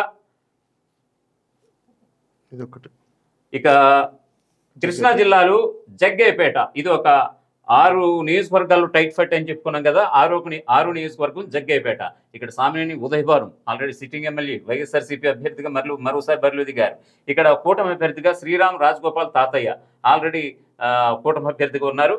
కర్ణాటి అప్పారావు కాంగ్రెస్ అభ్యర్థిగా బరిలో ఉన్నారు. ఖచ్చితంగా ఈసారి కూడా ఇప్పుడు అక్కడ టైట్ ఫైట్ అయితే ఉండబోతోంది. వైఎస్ఆర్సీపీ వేవ్ అయితే మిగతా నియోజకవర్గాల్లో ఉన్నట్లుగా ఇక్కడ అయితే కనిపించడం లేదు. సో కృష్ణ అయితే చూసాం. ఇక గుంటూరుకు వెళ్దాం. 17 స్థానాలు ఉన్నాయి. కొంచెం గ్రాఫ్ తగ్గింది ఇక్కడ వైఎస్ఆర్సీపీకి. 9 స్థానాలు అయితే పక్క వైఎస్ఆర్సీపీకి. కూటమికి 3 స్థానాలు అయితే పక్క. ఇక్కడ కూడా టఫ్ ఫైట్. ఇక్కడ 5 స్థానాల్లో టైట్ ఫైట్ అయితే ఉండబోతోంది. ఆ టైట్ ఫైట్ ఎక్కడనేది ఒకసారి కనుక మనం చూసుకుంటే కనుక గుంటూరులో తాడికొండ, మేఘతోటి సుచరిత, తెనాలి శ్రావణ్ కుమార్, మంచాల సుశీల్ రాజా, ఈ వైఎస్ఆర్సీపీ కూటమి కాంగ్రెస్ అభ్యర్థుల మధ్య తాడికొండలో మంచి టైట్ ఫైట్ ఉండబోతోంది. మంగళగిరి వేదికగా మురుగుడు లావణ్య, నారా లోకేష్ చంద్రబాబు తనయుడు, అలాగే మాజీ మంత్రి వర్యులు, అలాగే జొన్న శివశంకర్, ఈ ముగ్గురు నేపథ్యంలో మంగళగిరిలో కూడా ఒక టైట్ ఫైట్ అయితే ఉండబోతోంది. వేమూరు వరికూటి అశోక్ బాబు, నక్క ఆనంద్ బాబు, బోరగ సుబ్బారావు, ఈ ముగ్గురు మధ్య కూడా టైట్ ఫైట్ ఉండబోతోంది. ఇక ప్రతిపాడు, గుంటూరు జిల్లా ప్రతిపాడు, బాలసాని కిరణ్ కుమార్ వైఎస్ఆర్సీపీ అభ్యర్థిగా ఉన్నారు. ఇది ఎస్సీ కాన్స్టిట్యున్సీ. అలాగే బోర్ల రామాంజనేయులు కూటమి అభ్యర్థిగా ఉన్నారు. కొరివి వినయ్ కుమార్, ఈ ముగ్గురు మధ్య కూడా ప్రతిపాడు వేదికగా టఫ్ ఫైట్ ఉండబోతోంది. ఇక చిలకలూరుపేటలో మొన్నటి వరకు కూడా విడుదల రజని వైద్యారోగ్య శాఖ మంత్రిగా ఉన్నారు. ఇప్పుడు ఆమె గుంటూరు వెస్ట్ నుంచి పోటీ చేస్తున్నటువంటి పరిస్థితి. సో వైఎస్ఆర్సీపీ ఇక్కడ ఎవరిని పెట్టింది విడుదల రజని తర్వాత అని అంటే కనుక మనోహర్ నాయుడు, అలాగే ప్రత్తిపాటి పుల్లారావు, మాజీ మంత్రి వర్యులు, ఆనాడు టీడీపీ హయాంలో, అలాగే మద్దుల రాధాకృష్ణ, ఈయన కాంగ్రెస్ అభ్యర్థిగా ఉన్నారు. సో ఈ క్రమంలో చిలకలూరుపేట వేదికగా టైట్ ఫైట్ అయితే ఉండబోతుంది అన్నట్లుగా మనకు తెలుస్తోంది. ఇక గుంటూరు వరకు చూసాం. ఇక ప్రకాశం వెళ్దాం. ప్రకాశంలో 12 స్థానాలు ఉన్నాయి. 12 స్థానాల్లో 7 స్థానాలు వైఎస్ఆర్సీపీ గెలవబోతోంది. ఇక్కడ కేవలం 4 స్థానాలకే కూటమి పరిమితం కాబోతుంది. కేవలం ఒకే ఒక్క స్థానంలో టఫ్ ఫైట్ ఉండబోతుంది. ఆ టఫ్ ఫైట్ ఏంటో ప్రకాశం వేదికగా మనం ఇప్పుడు ఒకసారి చూసే ప్రయత్నం చేద్దాం. టఫ్ ఫైట్ సంతనూతలపాడు, ఇది SC constituency. Merugu Nagarjuna already YSRCP sitting MLA అయిన, అలాగే బిఎన్ విజయ్ కుమార్ కూటమి అభ్యర్థిగా ఉన్నారు. విజేష్ రాజ్ పాలపర్తి కాంగ్రెస్ అభ్యర్థిగా ఉన్నారు. సో ప్రకాశం వేదికగా ఆల్రెడీ మనం చూసాం 7 స్థానాలు అయితే ఖచ్చితంగా వైఎస్ఆర్సీపీ గెలుస్తుందని. కేవలం ఒకే ఒక స్థానంలో టఫ్ ఫైట్ ఉండబోతుంది. అది సంతనూతలపాడు వేదికగా. ఇక నెల్లూరు విషయానికి వస్తే కనుక 10 స్థానాలు ఉన్నాయి. 9 స్థానాలు ఖచ్చితంగా వైఎస్ఆర్సీపీకి దక్కే అవకాశాలు ఉన్నాయి. ఇక్కడ కూటమికి వచ్చే అవకాశం ఏమీ లేదు. గతంలో కూడా నెల్లూరు క్లీన్ స్వీప్ చేసినటువంటి పరిస్థితి. కానీ ఇక్కడ టఫ్ ఫైట్ అయితే ఒక స్థానం కనిపిస్తోంది. చూద్దాం ఈ టఫ్ ఫైట్ ఎక్కడ జరగబోతోంది. ఒకవేళ వస్తే కూటమికి వచ్చే అవకాశం ఉందా, కాంగ్రెస్ అభ్యర్థి గెలిచే అవకాశం ఉందా? నెల్లూరు సిటీనే మహమ్మద్ ఖలీల్, అలాగే పొంగూరు నారాయణ, అలాగే ఎం రమేష్. మహమ్మద్ ఖలీల్ అంటే ఇప్పుడు ఆయన్ని నెల్లూరు సిటీలో అనిల్ కుమార్ యాదవ్ ఆయన సిట్టింగ్ ఎమ్మెల్యేగా ఉన్నారు. ఆయన తీసుకొచ్చి నరసరావుపేట ఎంపీగా బరిలోకి దింపడం జరిగింది. అక్కడ సాక్షాత్తు సిట్టింగ్ ఎంపీ వైఎస్ఆర్సీపీ ఎంపీగా మొన్నటి వరకు ఉన్నటువంటి లావు శ్రీకృష్ణదేవరాయల పైన ఇప్పుడు పోటీ చేయడంతో ఆ స్థానాన్ని మహమ్మద్ ఖలీల్ కేటాయించారు ముఖ్యమంత్రి వైఎస్ జగన్మోహన్ రెడ్డి. అలాగే మాజీ మంత్రి నారాయణ విద్యా సంస్థల చైర్మన్నే పొంగూరు నారాయణ. సో ఈ క్రమంలో మహమ్మద్ ఖలీల్, పొంగూరు నారాయణ, అలాగే ఎం రమేష్ కాంగ్రెస్ అభ్యర్థిగా బరిలో ఉన్నారు. సో ఈ ముగ్గురి మధ్య టైట్ ఫైట్ అయితే నెల్లూరు సిటీ వేదికగా ఉండబోతున్నట్లుగా మనకు తెలుస్తోంది. కడపలో 10 స్థానాలుంటే 0 మొత్తం అంతా కూడా క్లీన్ స్వీప్ చేసినటువంటి పరిస్థితి. ఆ రోజు 2019లో మొత్తం అదంతా వైఎస్ జగన్ మాన్యాలు మొత్తం మొత్తం కొట్టేసినటువంటి పరిస్థితులు. కనీసం కడప జిల్లా ఎక్కడ కూడా ఒక్క స్థానం కూడా దక్కించుకోలేదు టీడీపీ. ఆనాడు 23 స్థానాలు ఉంటే కనుక ఖచ్చితంగా టీడీపీకి ఒక్క స్థానం కూడా రానటువంటి పరిస్థితి. ఇక్కడ ఒకటి గమనించాల్సింది ఇంకోటి ఏంటంటే, కడప ఎందుకు క్లీన్ స్వీప్ మళ్ళీ చేయబోతున్నారు అనేది రీజన్ ఒకసారి చూసుకుంటే, కడప డిస్ట్రిక్ట్ టౌన్ ఏదైతే ఉందో ఈ రోజు క్యాపిటల్ సిటీలో కూడా మోస్ట్ ప్రాబబ్లీ అంత పబ్లిక్ ఇన్ఫ్రాస్ట్రక్చర్ డెవలప్ అయ్యిందని మనం అనుకోలేం. ఓకే, అలాంటి స్ట్రక్చర్ సర్కిల్స్ కానివ్వండి, రోడ్స్ కానివ్వండి, ఎక్స్పాన్షన్ కానివ్వండి, అసలు కడప 5 సంవత్సరాల కిందట కడపకి 5 సంవత్సరాల తర్వాత కడపకి ఒకసారి అబ్జర్వేషన్ చూసుకుంటే కంప్లీట్ క్యాపిటల్ సిటీ ఇక్కడ పెడుతున్నారు అన్నట్టు కనిపిస్తున్నది. అందుకోసమే మేబీ మళ్ళీ అక్కడ కడపలో జనాలు కూడా ఏమంటే అక్కడ వైఎస్ వివేక హత్య కేసు కావచ్చు, విజయమ్మ మాటల ధోరణి కావచ్చు, అటాకింగ్ మోడ్ కావచ్చు, ఎక్కడ కూడా ప్రభావితం చేసే అవేవి అక్కడ ఎవరు పెద్దగా పట్టించుకోని అంశాలు. రెండో విషయం ఏంటంటే, షర్మిల గురించి అనుకుంటే ఇప్పుడు మనం చూసుకుంటే పబ్లికే అంటున్నారు ఆవిడ ఫస్ట్ ప్రామిస్ చేసిందే తెలంగాణకి, అక్కడ బ్రీచ్, ఇక్కడికి వచ్చి మళ్ళీ ఇంకో బ్రీచ్. సో ఈవిడ ఈ రోజు తెలంగాణ పోయింది, ఆంధ్ర పోయింది, రేపు తమిళనాడు, ఇంకో రోజు కర్ణాటక, ఇది పబ్లిక్ అంటున్నారు. ఇంకో రోజు కర్ణాటక, అంటే కర్ణాటక నుంచి మళ్ళీ కర్ణాటకలో ఉంటారా, కొంప తీసిపోయి మళ్ళీ అమెరికాలోకి వెళ్ళిపోయి అమెరికా కూడా అక్కడ కూడా నేను చేస్తాను అంటారా అనేది పబ్లిక్ అనుకుంటుంది. సో అంటే ఒక గాసిప్స్ లా నడుస్తుంది తప్ప ఆమె మీద పెద్ద సీరియస్నెస్ కానీ, లేకపోతే ఆమె వస్తే ఏదో చేస్తుందని కానీ ఎవరికి ఇంట్రెస్ట్ లేదు, ఎవరు పట్టించుకోవట్లేదు. కంప్లీట్ గా చెప్పాలంటే she is a failure in politics అని చెప్పాలి మనం. ఐ థింక్ ఇంకా she is no more into the politics అని చెప్పుకోవచ్చు. సో ఇప్పుడు కడప ఎంపీగా ప్రధాన అభ్యర్థిగా ఎవరిని చూస్తారు మీరు మీ సర్వే ప్రకారం? అలాంటప్పుడు మనం తీసుకోవాలనుకుంటే కడపలో మీరు ఒకసారి ఎంపీ అభ్యర్థులు తీసుకున్నప్పుడు ఈ ఎంపీ ఎయిదర్ మీకు నేషనల్ పార్టీస్ వర్సెస్ వైసీపీ పార్టీని తీసుకోవాలి తప్ప, అంటే మీకు కూటమి వర్సెస్ మీకు వైసీపీ తీసుకోవాల్సింది తప్ప నుంచి కాంగ్రెస్ అక్కడైతే పెద్ద ఆదినారాయణ గారి తమ్ముడు కొడుకు ఐ థింక్ ఎవరో ఉన్నారు, మైట్ బి, అది రిపోర్ట్స్ మనం చూడాల్సి ఉంటుంది. ఎందుకంటే ఇప్పుడు ఎంపీ స్థానాలలో కాంగ్రెస్, అదే విధంగా కూటమి, వైసీపీ. సో కాంగ్రెస్ ని మనం పక్కన పెట్టేయచ్చు. ఎందుకు అంటే షర్మిల కాబట్టి అక్కడ పెద్ద ఓట్ బ్యాంక్, ఆమెకు డిపాజిట్లు వస్తాయో రాదో కూడా డౌట్ అని పబ్లిక్ అంటుంది. సో అన్ని ఓట్స్ పడ్డాయో లేదో కూడా పెద్ద టాస్క్.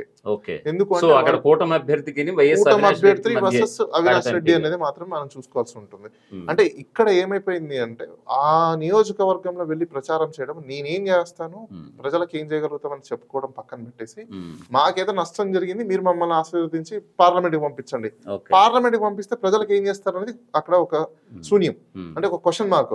అంతలో వాటికి మేమెందుకు కష్టపడాలి, మేమెందుకు ఓట్లు వేయాలనేది పబ్లిక్ అడుగుతున్నారు. ఇప్పుడు దానికి ఆన్సర్ చెప్పుకోవాలి ఎవరైనా కూడా. సో మీ ఇంట్లో ప్రాబ్లం ఉంటే go and solve your problems. అంతేగాని పబ్లిక్ లోకి వచ్చేసి మా ఇంట్లో పంచాయతీ మీరు తీర్చమంటే, ఇప్పుడు వాళ్ళ ఇంట్లో డబ్బులు ఉంటాయి, కోట్ల రూపాయల డబ్బులు ఉన్నాయి, ప్రజలు పంచుతారా? ఇది ఏకంగా పులివెందల్లోనే అంటున్నారు. ఈ పబ్లిక్ ఒపీనియన్ అలాంటి తీసుకున్న చోట పులివెందల్లోనే ఈ మాటలు వస్తున్నాయి. లక్షల కోట్ల రూపాయలు, వేల కోట్ల రూపాయలు డబ్బులు ఉన్నాయి, వాళ్ళ ఇంట్లో గొడవలు వచ్చాయని చెప్పేసి పబ్లిక్ లోకి వచ్చారు. పబ్లిక్ కి డబ్బులు ఏమని చెప్పేసి నా డబ్బులు ఇస్తారా? నో, వ్యాలిడ్ క్వశ్చన్ కూడా కదా. సో కాబట్టే మీకు కడపలో ఎక్కువ క్లీన్ స్వీప్ చేసే అవకాశం ఉంది. ఓకే, నెక్స్ట్ ఇంకా కర్నూలుకి వెళ్దాం. 14 స్థానాలు ఉన్నాయి, 12 స్థానాలు వైఎస్ఆర్సీపీ గెలుచుకోబోతోంది. ఇక్కడ కూటమి కూడా ఎక్కడ కూడా ఖాతా తెరవన పరిస్థితి అయితే కనిపిస్తుంది. కేవలం 2 స్థానాల్లో టైట్ ఫైట్ అయితే ఉండబోతుంది. ఆ 2 స్థానాలు కూడా ఒకసారి మనం చూసే ప్రయత్నం చేద్దాం. Kurnool tight fight, Kurnool city, ఇంకొకటి వచ్చేసి ఆదోని. కర్నూలు సిటీలో ఎవరు ఉన్నారు ఫస్ట్ మనం చూసుకుంటే కనుక, కర్నూలు సిటీలో Imtiaz Ahmed already sitting MLA ఆయన, అలాగే TG Bharat already TDP Venkatesh తనయుడు అంటే టీజీ భరత్, ఆయన కూడా కూటమి అభ్యర్థిగా బరిలో ఉన్నారు. అలాగే షేక్ జిలానీ భాషా, ఆయన కాంగ్రెస్ అభ్యర్థిగా బరిలో ఉన్నారు. సో కర్నూలు సిటీ ఖచ్చితంగా ఇప్పుడు టైట్ ఫైట్ అయితే ఉండబోతోంది. మరోవైపు ఆదోన్లో వై సాయి ప్రసాద్ రెడ్డి వైఎస్ఆర్సీపీ తరపు నుంచి, అలాగే పివి పార్థసారథి కూటమి నుంచి, గొల్ల రమేష్ కాంగ్రెస్ అభ్యర్థిగా ఉన్నారు. ఈ ముగ్గురి మధ్య ఆదోని వేదికగా టైట్ ఫైట్ అయితే ఉండబోతోంది. నెక్స్ట్ అనంతపురంలో 14 స్థానాలు ఉన్నాయి. 11 స్థానాలు వైఎస్ఆర్సీపీ గెలుచుకోబోతోంది. 2 స్థానాలు కూటమి దక్కించుకోబోతోంది. కేవలం ఒకే ఒక్క స్థానం ఇక్కడ టైట్ ఫైట్ అయితే ఉండబోతుంది. ఆ టైట్ ఫైట్ అనంతపురం వేదికగా ఎక్కడ జరుగుతుంది అని అంటే గనక తాడిపత్రి, అనంతపురం జిల్లా తాడిపత్రిలో కేతిరెడ్డి పెద్దారెడ్డి, జేసీ అశ్మిత్ రెడ్డి, గుజ్జుల నాగిరెడ్డి టైట్ ఫైట్ ఉండబోతుంది. ఇక్కడ ప్రధానంగా చర్చించుకోవాలంటే గనక పోలింగ్ అయిన మరుసటి రోజు నుంచి ఇప్పటి వరకు కూడా కొంచెం సమస్యాత్మక ప్రాంతాలుగా ఉన్నటువంటి ఏవైనా ప్రాంతాలు, నియోజకవర్గాలు ఉన్నాయనంటే గనక ఫస్ట్ చంద్రగిరి నియోజకవర్గం, ఉమ్మడి చిత్తూరు జిల్లా వ్యాప్తంగా చూసుకుంటే గనక, నెక్స్ట్ ఉమ్మడి అనంతపురం జిల్లాలో తాడిపత్రి కూడా ఒకటే, అలాగే గుంటూరు జిల్లాలో మాచర్ల కూడా. ఇప్పటికీ కూడా అక్కడ 144 సెక్షన్స్ కానీ, కొన్ని షాపులు కూడా తెరవకపోవడం కానీ, కొన్ని అత్యవసరమైతే తప్ప అత్యవసర సేవలు తప్ప ఇప్పుడు అక్కడ ఏమీ కూడా లేనటువంటి పరిస్థితి. అటువంటి పరిస్థితుల్లో తాడిపత్రి కూడా ఒకటి ఉంది. ఇక్కడ ఆల్రెడీ రైవలరీ అనేది ఖచ్చితంగా ఇక్కడ ఇప్పటికీ కూడా కొనసాగుతోంది. కేతిరెడ్డి పెద్దారెడ్డి, జేసీ అశ్మిత్ రెడ్డి మధ్య ఇక్కడ ప్రధానంగా ఇక్కడ మొన్నటి వరకు కొట్లాడైతే మనం చూసాం. సో తాడిపత్రి వేదికగా ఇక్కడ టైట్ ఫైట్ అయితే ఉండబోతోంది. మరి రిజల్ట్ రోజు ఎటువంటి తీర్పు వస్తుందనేది కూడా మనం చూడాల్సిన పరిస్థితి అయితే ఉంది. సో ఇక అనంతపురం జిల్లా అయిపోయింది. ఇక చివరి జిల్లా చిత్తూరు జిల్లా. ఇక్కడ 14 స్థానాలు ఉన్నాయి. 10 స్థానాలు వైఎస్ఆర్సీపీ గెలుచుకోబోతోంది. 2 స్థానాలతో కూటమి చతికిలు పడే పరిస్థితి అయితే కనిపిస్తోంది. మరో 2 స్థానాల్లో టైట్ ఫైట్ ఉండబోతోంది. మరి ఆ 2 స్థానాలు కూడా చూసే ప్రయత్నం చేద్దాం. చిత్తూరు జిల్లా వేదికగా చిత్తూరు జిల్లా పీలేరు చింతల రామచంద్రారెడ్డి, నల్లారి కిషోర్ కుమార్ రెడ్డి, బి సోమశేఖర్ రెడ్డి కాంగ్రెస్ అభ్యర్థి. చింతల రామచంద్రారెడ్డి వైఎస్ఆర్సీపీ, నల్లారి కిషోర్ కుమార్ రెడ్డి కూటమి అభ్యర్థి. సో అక్కడ పీలేరు వేదికగా టైట్ ఫైట్ ఉండబోతోంది. ఇక నగరి విషయంలో కూడా సేమ్ ఆర్కే రోజా వైఎస్ఆర్సీపీ, గాలి భానుప్రకాష్, అలాగే పోచారెడ్డి రాకేష్ రెడ్డి కాంగ్రెస్ అభ్యర్థి. ఆల్రెడీ ఆర్కే రోజా గారు ఆల్రెడీ పోలింగ్ అయిన మరుక్షణమే అదే రోజున ఆవిడ కంటతడి పెట్టి కొంచెం మనస్తాపం చెంది ఇచ్చిన స్టేట్మెంట్స్ కూడా ఆవిడ ఓటమిని ముందే ఒప్పుకున్నారంటే కనుక ఖచ్చితంగా ఆవిడ బయట చూస్తే మనకు ఖచ్చితంగా మనకు అనుమానం రాకమానదు. సో నగర వేదికగా ఇప్పుడు కూడా టైట్ ఫైట్ అయితే ఉండబోతోంది. ఆర్కే రోజాకి అలాగే గాలి భానుప్రకాష్కి ఇద్దరి మధ్య కూడా టఫ్ ఫైట్ అయితే ఉండబోతున్నట్లుగా మనకైతే తెలుస్తున్నటువంటి పరిస్థితి. సో ఓవరాల్గా చెప్పాలంటే కనుక 175 స్థానాల్లో 112 స్థానాలు ఖచ్చితంగా వైఎస్ఆర్సీపీ గెలిచే అవకాశాలు ఉన్నాయి. 32 స్థానాలతో కూటమి సరిపెట్టుకోబోతోంది. మరో 31 స్థానాలతో టైట్ ఫైట్ ఇద్దరి మధ్య కూటమి వర్సెస్ ఇక్కడ వైఎస్ఆర్సీపీకి ఉండబోతుంది. సో 175 స్థానాల మీద ఇక్కడ forensic post opinion poll survey అనేది వీళ్ళు చేశారు, డాక్టర్ బాలాగారు అండ్ వారి యొక్క బృందం సభ్యులు. సో ఈ క్రమంలో ఇక్కడ ఎస్సీ ఎస్టీ నియోజకవర్గాలకు సంబంధించి అక్కడ ఎలా ఉందో తెలుసుకుందాం. ఎందుకంటే ఎస్సీ ఎస్టీ నియోజకవర్గాలు వైఎస్ఆర్సీపీకి ఒక కంచుకోట్ల చెప్తారు. సో అక్కడికి వెళ్ళిన తర్వాత గ్రౌండ్ లెవెల్లో వాళ్ళ రిపోర్ట్స్ ఏంటో ఆయన మాటలోనే అడిగి తెలుసుకునే ప్రయత్నం చేద్దాం. ఏమంటే 175 నియోజకవర్గాల్లో ఎస్సీ కాన్స్టిట్యున్సీస్ ఎన్ని, ఎస్టీస్ ఎన్ని, సో అక్కడ వైఎస్ఆర్సీపీకి ఎలా ఉంది? మీకు ప్రతి ఎస్సీ ఎస్టీ కాన్స్టిట్యున్సీస్లలో మీరు ఒకసారి అబ్జర్వ్ చేసుకుంటే ఆల్మోస్ట్ ఎస్సీ ఎస్టీ కాన్స్టిట్యున్సీస్ అన్నింటిలో కూడా వైసీపీకి ఎక్కువ వచ్చే అవకాశాలు ఎక్కువ ఉన్నాయి. ఎందుకు అంటే ఇప్పుడు దాకా కూడా బిలో పావర్టీ లైన్లో, అంటే మీరు ఏ నియోజకవర్గంలో తీసుకున్నా కూడా బ్యాక్వర్డ్ పడిన క్లాసెస్లో ఇంట్లో పనిచేయడం కావచ్చు, కూలి పని కావచ్చు, లేకపోతే వగేరా వగేరా, అంటే ఈ బేసిక్ నీడ్స్లలో పనిచేసే ప్రతి ఒక్కరు లైఫ్లో చాలా దారుణంగా ఉండేవి. ఈరోజు వాళ్ళకు వెలిఫేర్ రావడం వల్ల ఏమైపోయిందంటే ప్రతి ఇంటికి సంవత్సరానికి 1,50,000 నుంచి 2,00,000 రూపాయలు లబ్ధి చేకూరడం వల్ల వాళ్ళు సంవత్సరానికి కష్టపడితే ఒక 60,000, 70,000, 80,000, 1,00,000 రూపాయలు సంపాదించుకొని ఆ 1,00,000 రూపాయలలో వాళ్ళకి 10,000 మిగిలితే గొప్ప. ఈ రోజు వాళ్ళ సేవింగ్ బ్యాంక్ అకౌంట్స్లోనే minimum 50,000 rupees saving bank accounts ఉంటున్నాయి వాళ్ళు పని చేసుకుంటూ కూడా. అంటే వాళ్ళ యొక్క జీవిత శైలి పెరిగింది. సో ఈ పెరగడం వల్ల మీకు ఎస్సీ నియోజకవర్గాలు, ఎస్టీ నియోజకవర్గాలలో ఏమైపోయిందంటే ప్రస్తుతం ఉన్న గవర్నమెంట్కి ఎక్కువగా వెలిఫేర్స్ ఇస్తున్నాయి, వాళ్ళకి బెనిఫిట్స్ చూపిస్తున్నాయి కాబట్టి ఎక్కువగా మొగ్గు చూపే అవకాశాలు కనిపిస్తున్నాయి. వాళ్ళకి ఎక్కువగా స్కోప్స్ ఉన్నాయి. ఎక్కడో అరాకొరా తప్పనిస్తే మనం మిగతా అన్ని ప్లేసెస్లో కూడా ఆల్మోస్ట్ మీకు లైక్ మీకు గుంటూరు డిస్ట్రిక్ట్ తీసుకోండి, గుంటూరు డిస్ట్రిక్ట్లో ఉంది తాడికొండ. సో అలాంటి కొన్ని ప్లేసెస్, ఎందుకంటే అక్కడ టైట్గా ఉన్న సిచ్యువేషన్స్ తప్పనిచ్చి మిగతా ఆల్మోస్ట్ ఏరియాలన్నింటిలో కూడా మనం ఒకసారి చూసుకుంటే వైసీపీకి ఎక్కువ ఫర్ ఉందని చెప్పచ్చు. ఎందుకు ఫర్ ఉన్నారు అంటే మీరు ఒకసారి అబ్జర్వ్ చేస్తే ఇది వరకు రోజుల్లో ఇంట్లో పనిచేసే పని మనిషి 6 గంటలకు రమ్మంటే 6 గంటలకు వచ్చేది, చెప్పిన పని మొత్తం చేసేది, వెళ్ళేది. ఈ రోజు అదే పని మనిషి నెలలో 4 లీవ్లు కావాలి, తర్వాత 2 మళ్ళీ వాళ్ళు ఎక్స్ట్రా లీవ్స్ తీసుకుంటారు, మళ్ళీ పని బాగాలేదని చెప్తే మళ్ళీ అలుగుతారు. ఒకవేళ ఎవరైనా ఏదైనా అన్నా కూడా జీతం తగ్గించినా కూడా ఫైటింగ్ జరుగుతున్నాయి.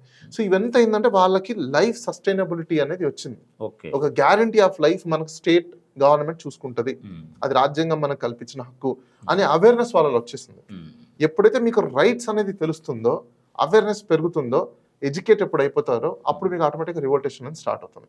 సో ఈ రోజు ఈ బలహీన వర్గాల అందరిలో కూడా మీకు అవేర్నెస్ పెరగడం వల్ల రివోల్టేషన్ స్టార్ట్ అయిందని మనం అనుకోవచ్చు. ఆ రివోల్ట్ రావడం వల్లనే ఈ రోజు ఎక్కడైతే ప్రధానమైన కొన్ని పొలిటికల్ పార్టీలు, ఎక్స్పీరియన్స్డ్ పొలిటికల్ పార్టీలు ఇదివరకు ప్రామిసులు చేసి చేయనివి ఏవైతే ఉన్నాయో వాళ్ళందరికీ కూడా ఈ రోజు వాళ్ళు మూఢనామాలు పెట్టడం అనేది జరుగుతుంది. ఏమంటే యాక్చువల్గా 2014లో ఆ రోజు బీజేపీ టీడీపీ రెండు కలిసి వెళ్ళాయి. ఆ రోజు పార్టీ పెట్టినటువంటి పవన్ కళ్యాణ్ ఆ రోజు సపోర్ట్ చేశారు, కేవలం మద్దతు మాత్రమే ఇచ్చారు. సో ఆ వేవ్లో 2014లో అధికారం చేజెక్కించుకున్నారు చంద్రబాబు. మళ్ళీ 2019లో వీరిద్దరి మధ్య కూడా బిడ్స్ కొట్టింది, అభిప్రాయాలు కావచ్చు, వాట్ ఎవర్ ఇంకేదైనా కావచ్చు. సో ఇండివిజువల్గా పోటీ చేయడం వలన ఆ రోజు జగన్ గారు గెలిచారు, లేకపోతే ఖచ్చితంగా గెలిచారన్న ధీమాలో ఉన్నారు. సో ఇప్పుడు అలా లేదు పరిస్థితి, ఖచ్చితంగా కూటమితోటి వస్తున్నారు. ఒకవైపు బీజేపీ, పవన్ కళ్యాణ్, చంద్రబాబు. సో అక్కడ క్యాస్ట్ ఈక్వేషన్స్ వైజ్ ఖచ్చితంగా గ్రాఫ్ పెరుగుతుంది కదా అనే ఉద్దేశం చాలా మేధావులు. 2019లో క్యాస్ట్ ఈక్వేషన్స్ మీద ఏదైతే 5% చిల్లర ఓట్ బ్యాంకు జనసేన పార్టీకి పోలైందో, ఈ రోజు అదే క్యాస్ట్ ఈక్వేషన్స్ మీరు ఒకసారి తీసుకున్నా ఆ క్యాస్ట్ కి సంబంధించిన పోలరైజేషన్ అనేది జనసేన పార్టీకి జరగలేదు. అప్పట్లో ఉన్న క్యాస్ట్ ఈక్వేషన్ స్పేస్ మీద ఉన్న లీడర్స్ ఎవరు కూడా ఆ పొలిటికల్ పార్టీలో లేరు. జనసేన పార్టీకి మద్దతు ఇచ్చే అవకాశాలు అయితే వాళ్ళకి అక్కడ కనిపించట్లేదు. ఆ ఓట్ బ్యాంక్ అంతా మొత్తం స్ప్లిట్ అయింది. దాంతో పాటు టీడీపీకి కంచుకోటలా ఉన్న బ్యాక్వర్డ్ క్లాస్ ఓట్ బ్యాంక్ ఏదైతే ఉందో ఆ బ్యాక్వర్డ్ క్లాస్ కూడా ఈరోజు స్ప్లిట్ అయిపోయింది. చిన్న చిన్న కొత్త పొలిటికల్ పార్టీస్ రావడము, ఇండిపెండెంట్ క్యాండిడేట్ చాలా మంది బ్యాక్వర్డ్కి సంబంధించిన వాళ్ళు ఇండిపెండెంట్ క్యాండిడేట్స్ నామినేషన్స్ వేయడము, వాళ్ళు ప్రతి ఒక్కరు కూడా 1000 నుంచి 5000 ఓట్ల వరకు సెక్యూర్ చేసుకోవడము. ఈ ఓట్స్ ఎప్పుడైతే స్ప్లిట్ అయిపోయి చీలిపోవడం జరుగుతుందో చాలా మంది ఏమనుకుంటున్నారంటే గవర్నమెంట్లో ఉన్న పొలిటికల్ పార్టీకి నష్టం అని అనుకుంటున్నారు. కానీ ఈ ఓట్ బ్యాంక్ బయటికి వెళ్ళిపోయిన పార్టీకి నష్టం అని చెప్పేసి ఎవరు అనుకోవట్లేదు. ఎందుకంటే ఆ పార్టీకి ఒకవేళ నష్టం అన్నప్పుడు ఆ పార్టీలో నుంచి బయటకు వస్తే నష్టం, అంతేగాని అపోజిషన్ పార్టీలో నుంచి వచ్చి బయటకు వచ్చి స్ప్లిట్ అవుతే అది అపోజిషన్ పార్టీకి నష్టం అనేది ఎవరు కూడా దాన్ని ఒక టెక్నికల్ గా అబ్జర్వ్ చేయట్లేదు. ఎంతసేపు ఒక ఎమోషన్ బేస్ మీద వెళ్తున్నారు తప్పనిచ్చి సైంటిఫిక్ మెథడ్ లో అసలు ఒక పొలిటికల్ పార్టీస్ లో ఉన్న బీసీ ఓట్ బ్యాంక్ అంతా స్ప్లిట్ అయింది అంటే ఆ పొలిటికల్ పార్టీకి ప్రాబ్లం అనేది వాళ్ళు అసలు మర్చిపోయారు. యాంటీ ఇన్కంబెన్సీ ఉంది, యాంటీ ఇన్కంబెన్సీ ఉంది, వ్యతిరేకత ఉంది. వ్యతిరేకత ఉంది, ఆ వ్యతిరేకత దేని మీద ఉంది, ఎందుకు ఉంది? డెవలప్మెంట్ చేయలేదని వ్యతిరేకత ఉందంటారు. రోడ్లు కానీ డెవలప్మెంట్ కానీ ఇది డైనమిక్ కంటిన్యూషన్ ప్రాసెస్. అది ఈ రోజు రేపు ఎల్లుండి అనేది ఉండదు. దానికి 24/7 కంటిన్యూషన్ అనమాట. వెలిఫేర్ అనేది మీకు స్టాటిక్. వెలిఫేర్ ఇవ్వకుండా నువ్వు ఎంత డెవలప్మెంట్ చేస్తున్నా కూడా మెజారిటీ ఓట్ బ్యాంక్ ఏదైతే ఉందో అది మీకు క్యాష్ చేయదు. 1947 నుంచి ఈ రోజు వరకు కూడా ఏ పొలిటికల్ పార్టీ అయినా వెలిఫేర్ అనే స్కీమ్స్ గురించి చెప్పకుండా మేనిఫెస్టోలో మేము ఓన్లీ డెవలప్మెంటే చేస్తాం, మెట్రో ట్రైన్ తీసుకొస్తాం, 10 అంతస్తుల బిల్డింగ్లు కడతాం, కింద భూమిలోంచి అండర్ పాస్లు తీసుకొస్తాం, ఇవన్నీ చెప్పి ఏ పార్టీ అయినా గెలిచింది ఇప్పుడు దాకా చరిత్రలో చూసారా? జరగదు. ఎందుకు జరగదు? అది కోరుకునేది కొంతమంది. దానివల్ల ఫస్ట్ మీ జీవితాలు బేసిక్ కమ్యూనిటీస్, ఫెసిలిటీస్, నీడ్స్ లేని జీవితాలను దగ్గరికి వెళ్ళి మీరు నేను అమెరికా నుంచి ఫ్లైట్ తీసుకొస్తా, నేను నెల్లూరు నుంచి హైదరాబాద్కి వాటర్ ఫ్లో వేసి సముద్రాన్ని తీసుకొస్తా అంటే ఎవరు ఏం చేస్తారు? అంటే ఇల్యూషన్స్. సో కామన్ మ్యాన్ కి మీరు ఇల్యూషన్స్ చెప్తే వాడు ఎప్పుడు వినడు. డబ్బులు ఉన్నవాడికి ఇల్యూషన్స్ చూపిస్తే వాడు ఇన్వెస్ట్ చేస్తాడు, ఓ ఇల్యూషన్స్ ఏదో బాగుంది అనుకుంటాడు. కామన్ మ్యాన్కి ఒకవైపు పుట్టకాలుతుంటది, ఆకలేస్తుంటది, వాడి లైఫ్ లో ఫస్ట్ ఆఫ్ ఆల్ వాడు నిలబడలేని పరిస్థితుల్లో ఉంటాడు. అలాంటి వాడి దగ్గరికి వెళ్ళేసి మీరు టాటా సుమో కార్ ఎక్కేసి నువ్వు ట్రై చేయబాబు అంటే ఎక్కడ చేస్తాడు? పోయి గుద్దేస్తాడు. సో ఆ ఫస్ట్ ఆఫ్ ఆల్ మనం బేసిక్ ఏంటని కనుక్కొని ఎవరైతే క్లియర్ చేస్తారో అతను ఎప్పుడు కూడా లీడర్, పబ్లిక్ లీడర్ అవుతారు. So YCP party most probably welfare అనే రూపంలో ఆల్మోస్ట్ అందరికీ కూడా డిస్ట్రిబ్యూట్ అనేది చేసింది, మనీ డిస్ట్రిబ్యూట్ అనేది. సో మనీ డిస్ట్రిబ్యూట్ చేసింది కాబట్టి మీకు ప్రస్తుతం ఇప్పుడు కూడా కొంచెం సేఫర్ సైడ్ లోనే వైసీపీ పార్టీ ఉందని మనం చెప్పుకోవచ్చు. సార్ ఇది ఓవరాల్ గా 25 ఎంపీ స్థానాల్లో వైఎస్ఆర్సీపీ ఎన్ని గెలవబోతోంది? ఓకే, పార్లమెంట్ స్థానాలు చూసుకుంటే వైసీపీ వచ్చేసి ఒక 16 స్థానాలు గెలిచే అవకాశాలు ఉన్నాయి. 16 వైఎస్ఆర్సీపీ అండ్ ఇండియా INDIA కూటమి అయితే 0, TDP Janasena plus BJP NDA కూటమి తీసుకుంటే 9 టైట్. 9 కూడా టైటే. అందులో ఏదో మనం ఇందాక చెప్పుకున్నట్టుగా 4 కన్ఫర్మ్ అయ్యి లేకపోతే ఇంకో 4 టైట్ అనేది లేకుండా 9కి 9 టైట్. సో ఈ 9కి టైట్ లో ఇన్ కేస్ అది టీడీపీ కూటమికైనా రావచ్చు, లేదంటే వైసీపీకి కూడా వెళ్ళే అవకాశాలు ఉంటాయి. సో 16 స్థానాలు అయితే వైసీపీకి వచ్చే అవకాశాలు అయితే పక్కాగా ఉన్నాయి. సో ఇంకా మిగతావన్నీ చూసుకున్నప్పుడు మనము 9 స్థానాల్లో ఏది వస్తుంది ఏది పోతుంది టైట్ అన్న టైంలో మీకు 10,000 ఓట్లలో పోవచ్చు, 5,000 ఓట్లలో పోవచ్చు, లేకపోతే 2,000 ఓట్లలో పోవచ్చు, 1000 ఓట్లలో కూడా పోవచ్చు. అది ఎవరు డిసైడ్ చేయలేరు, ఎందుకంటే అక్కడ కన్క్లూజన్ లేనప్పుడు టైట్ ఫైట్ కింద ఉంటుంది. కాబట్టి 9 స్థానాలు అట్లాంటివి టైట్ ఫైట్ లో ఉన్నాయి. ఆ టైట్ ఫైట్ ఉండడం వల్లనే మీకు ఈ రోజు ఆల్మోస్ట్ 9 స్థానాలు ఏంటో కూడా నేను మీకు చెప్తాను. టైట్ ఫైట్ లో ఉన్న స్థానాలలో ఒకటి, టైట్ ఫైట్ లో మొట్టమొదటిగా మనం చూసుకోవాల్సింది శ్రీకాకుళం. ఎస్. దెన్ తర్వాత ఎవరు రామ్మోహన్ నాయుడు గెలవడంటారా? టైట్ ఫైట్ ఉంది. ఇప్పుడు గెలుస్తాడా గెలవడా అనేది it is depends upon. Then తర్వాత సెకండ్ వచ్చేసి మీకు విశాఖపట్నం. ఎస్. థర్డ్ వచ్చేసి yes Anakapalli, Kakinada, Amalapuram SC. Then తర్వాత మీకు నర్సాపురం, దెన్ తర్వాత మీకు విజయవాడ, దెన్ తర్వాత మీకు గుంటూరు.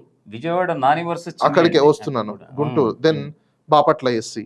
అంటే ఇప్పుడు మీరు ఎస్ ఇప్పుడు మీరు విజయవాడ అనేది టాపిక్ తీసుకొచ్చారు కాబట్టి ఇవన్నీ కూడా మీకు టైట్ ఫైట్స్ ఉన్నవే. విజయవాడ ఎందుకు టైట్ ఫైట్ ఏంటంటే ఒకప్పుడు అది కేశినేని నాని అక్కడ టీడీపీ అభ్యర్థిగా గెలిచాడు. గెలిచింది కూడా స్వల్ప మెజారిటీతో మాత్రమే గెలిచాడు.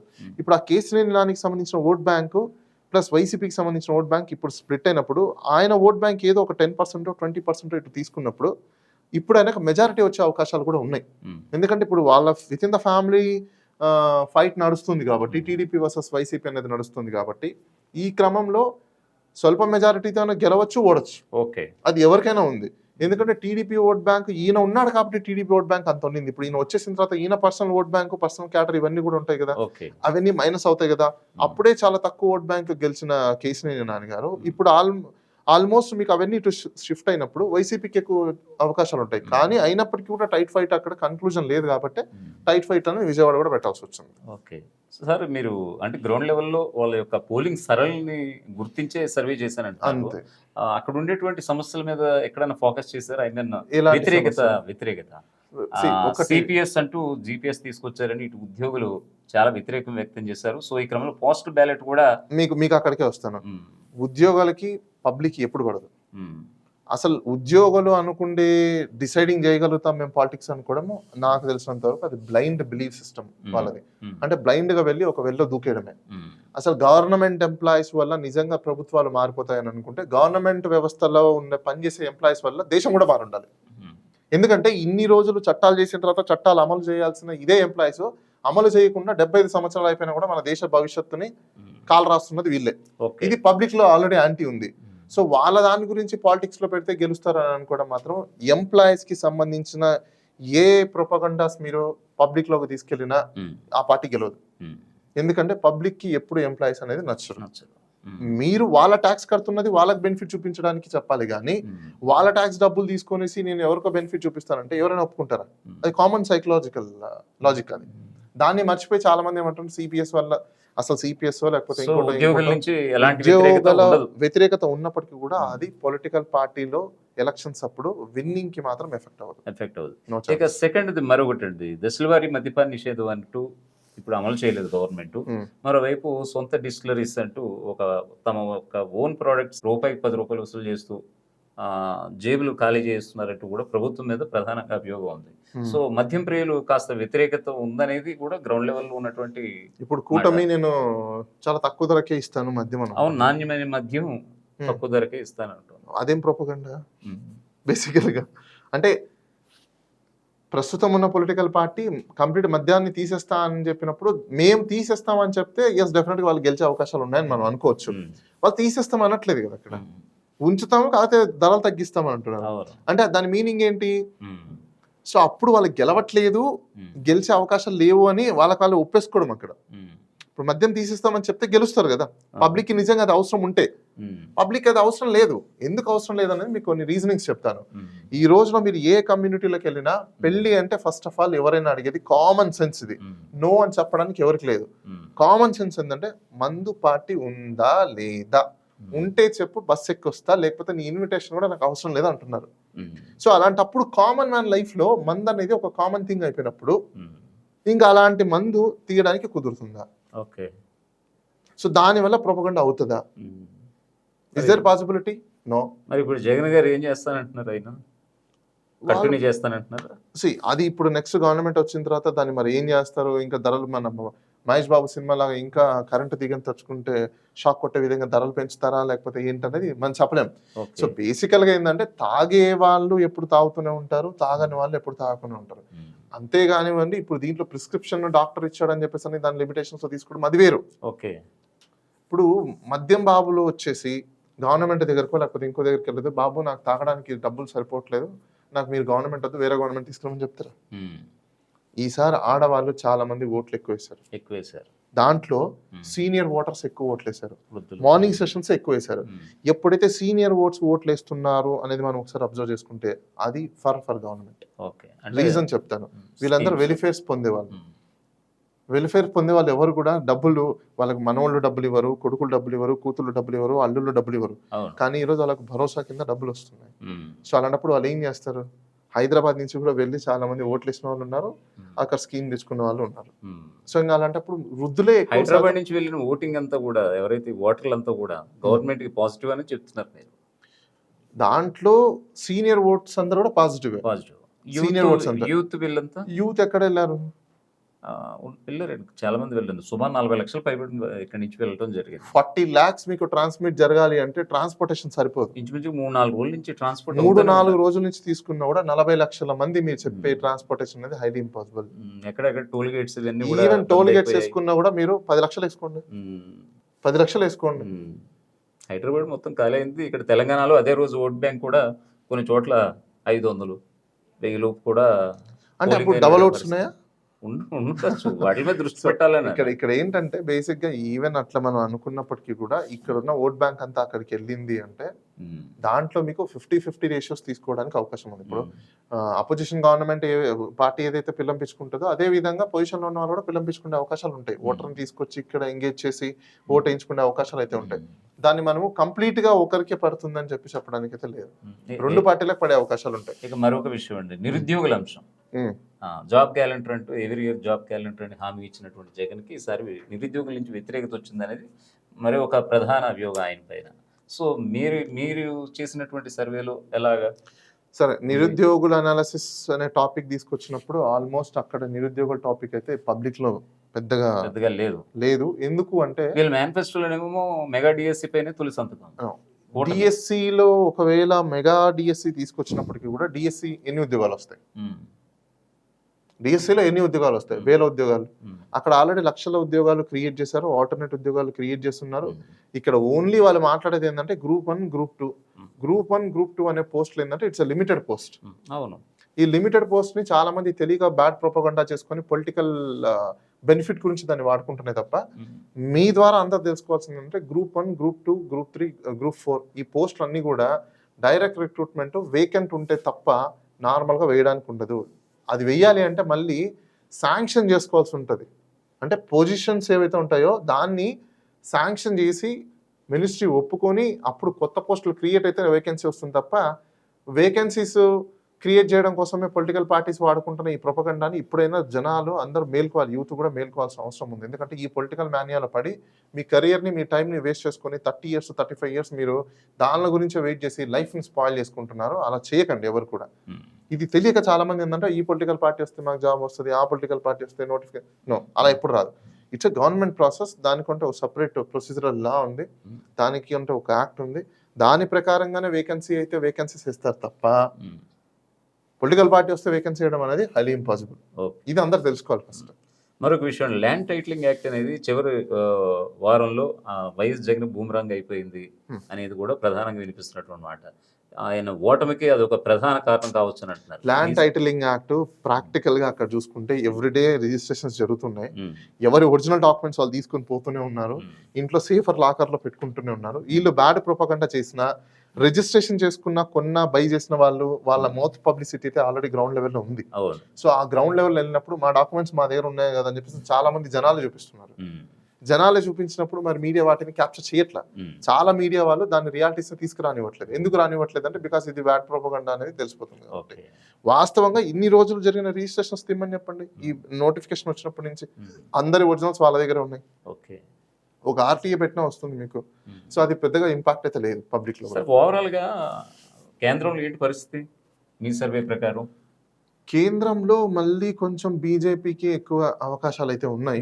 మినిమం But- 400 వస్తే గనక కొంచెం 400 అయితే రావు, ఆ. సీట్లు అయితే తగ్గే అవకాశాలు ఉంటాయి కేంద్ర ప్రభుత్వంలో అయితే. అంటే మ్యాజిక్ In ఫిగర్ case- రాదంటారా మ్యాజిక్ ఫిగర్ చెప్పలేము, ఎందుకంటే ఇప్పుడు ఇంకా మిగతా ఫేసెస్ కూడా ఉన్నాయి కాబట్టి ఎక్కడ ఏ ఫేస్ లో ఏం జరుగుతుంది అనేది we don't know, we have to wait and watch. ఈ మన 4th ఫేజ్ అయిపోయింది, నాకు తెలిసి నిన్న ఇప్పుడు 5th ఫేజ్ అయిపోయింది, ఇంకా 6th 7th ఫేజ్ కూడా మనం వెయిట్ చేస్తే అప్పుడు మనకు ఒక కన్క్లూజన్ అనేది వస్తుంది. ఓకే, ఇప్పుడు మీరు ఇచ్చిన స్టాటిస్టిక్స్ ఏపీకి సంబంధించి Hmm. ఇవి ఎగ్జిట్ పోల్ కి తార్కాణంగా చెప్పుకోవచ్చా, మళ్ళీ జూన్ సపరేట్ ఏముండదు, సేమ్ ఇదే అనుకోవచ్చు. మీకు June 1 నుంచి దెన్ అప్పుడు ఎగ్జిట్ కి మనం తీసుకోవచ్చు. దీన్నే ఇక తీసుకోవచ్చు. ఎస్, సో ఓవరాల్ గా forensic post poll opinion survey ప్రకారం 175 నియోజకవర్గాల్లో మీరు ఇచ్చింది వైఎస్ఆర్సీపీకి 112, 32 స్థానాల్లో టీడీపీ కూటమి అంటే టీడీపీ, జేఎస్పీ, బీజేపీ ఈ మూడు కూడా కలిపి 32 స్థానాలకి పరిమితం కాబోతున్నాయి. 31 స్థానాల్లో టైట్ ఫైట్ ఉండబోతుందన్నది డాక్టర్ బాలా గారు చెప్తున్నటువంటి మాట. సో ఈ క్రమంలో ఒకసారి మీ మాటల్లో కూడా ఒకసారి కంక్లూజన్ ఇచ్చేసండి. సర్వే మీ ఆధ్వర్యంలో జరిగింది కాబట్టి. ఇప్పుడు ఈ సర్వే మనం ఏదైతే చూస్తున్నామో opinion poll, basically says opinion poll. ఈ ఒపీనియన్ పోల్ ప్రకారం పబ్లిక్ లో ఉన్న అక్కడ డేటాను బేస్ చేసుకొని పొలిటికల్ పార్టీస్ ఏవైతే పార్టిసిపేషన్ చేస్తున్న క్యాండిడేట్స్ కానీ లేకపోతే పార్టిసిపేషన్స్ కానీ ఉంటారో వాళ్ళు ఇచ్చిన ఇన్పుట్స్ ని బేస్ చేసుకొని మనం ప్రిపేర్ చేసిన ఒక డేటా. ఇది ఓన్లీ ఆన్ ఒపీనియన్ బేసిస్. రేపు రిజల్ట్స్ వచ్చినప్పుడు ఏదైనా ఎటైనా మారే అవకాశాలు అయితే ఉంటాయి. బ్యాలెట్ ఓపెన్ అయిన తర్వాత, ఈవీఎం మిషన్ ఓపెన్ అయిన తర్వాత దాంట్లో నిక్షిప్తంగా దాగి ఉన్న అంటే కరెక్ట్ గా వైఎస్ఆర్సీపీ గవర్నమెంట్ వస్తుందనే కదా వచ్చే అవకాశాలు ఎక్కువగా ఉన్నాయి. అవకాశం సో అవకాశం అంటే మీకు ఒపీనియన్స్ ఎక్కువగా 112 అన్న కూడా మైనస్ చేసినా కూడా మనం దాంట్లో 20 తీసేసినా కూడా ఆల్మోస్ట్ మ్యాజిక్ ఫిగర్ వచ్చేస్తుంది. మ్యాజిక్ ఫిగర్ వచ్చేస్తుందంటే గవర్నమెంట్ ఫామ్ చేసేయచ్చు.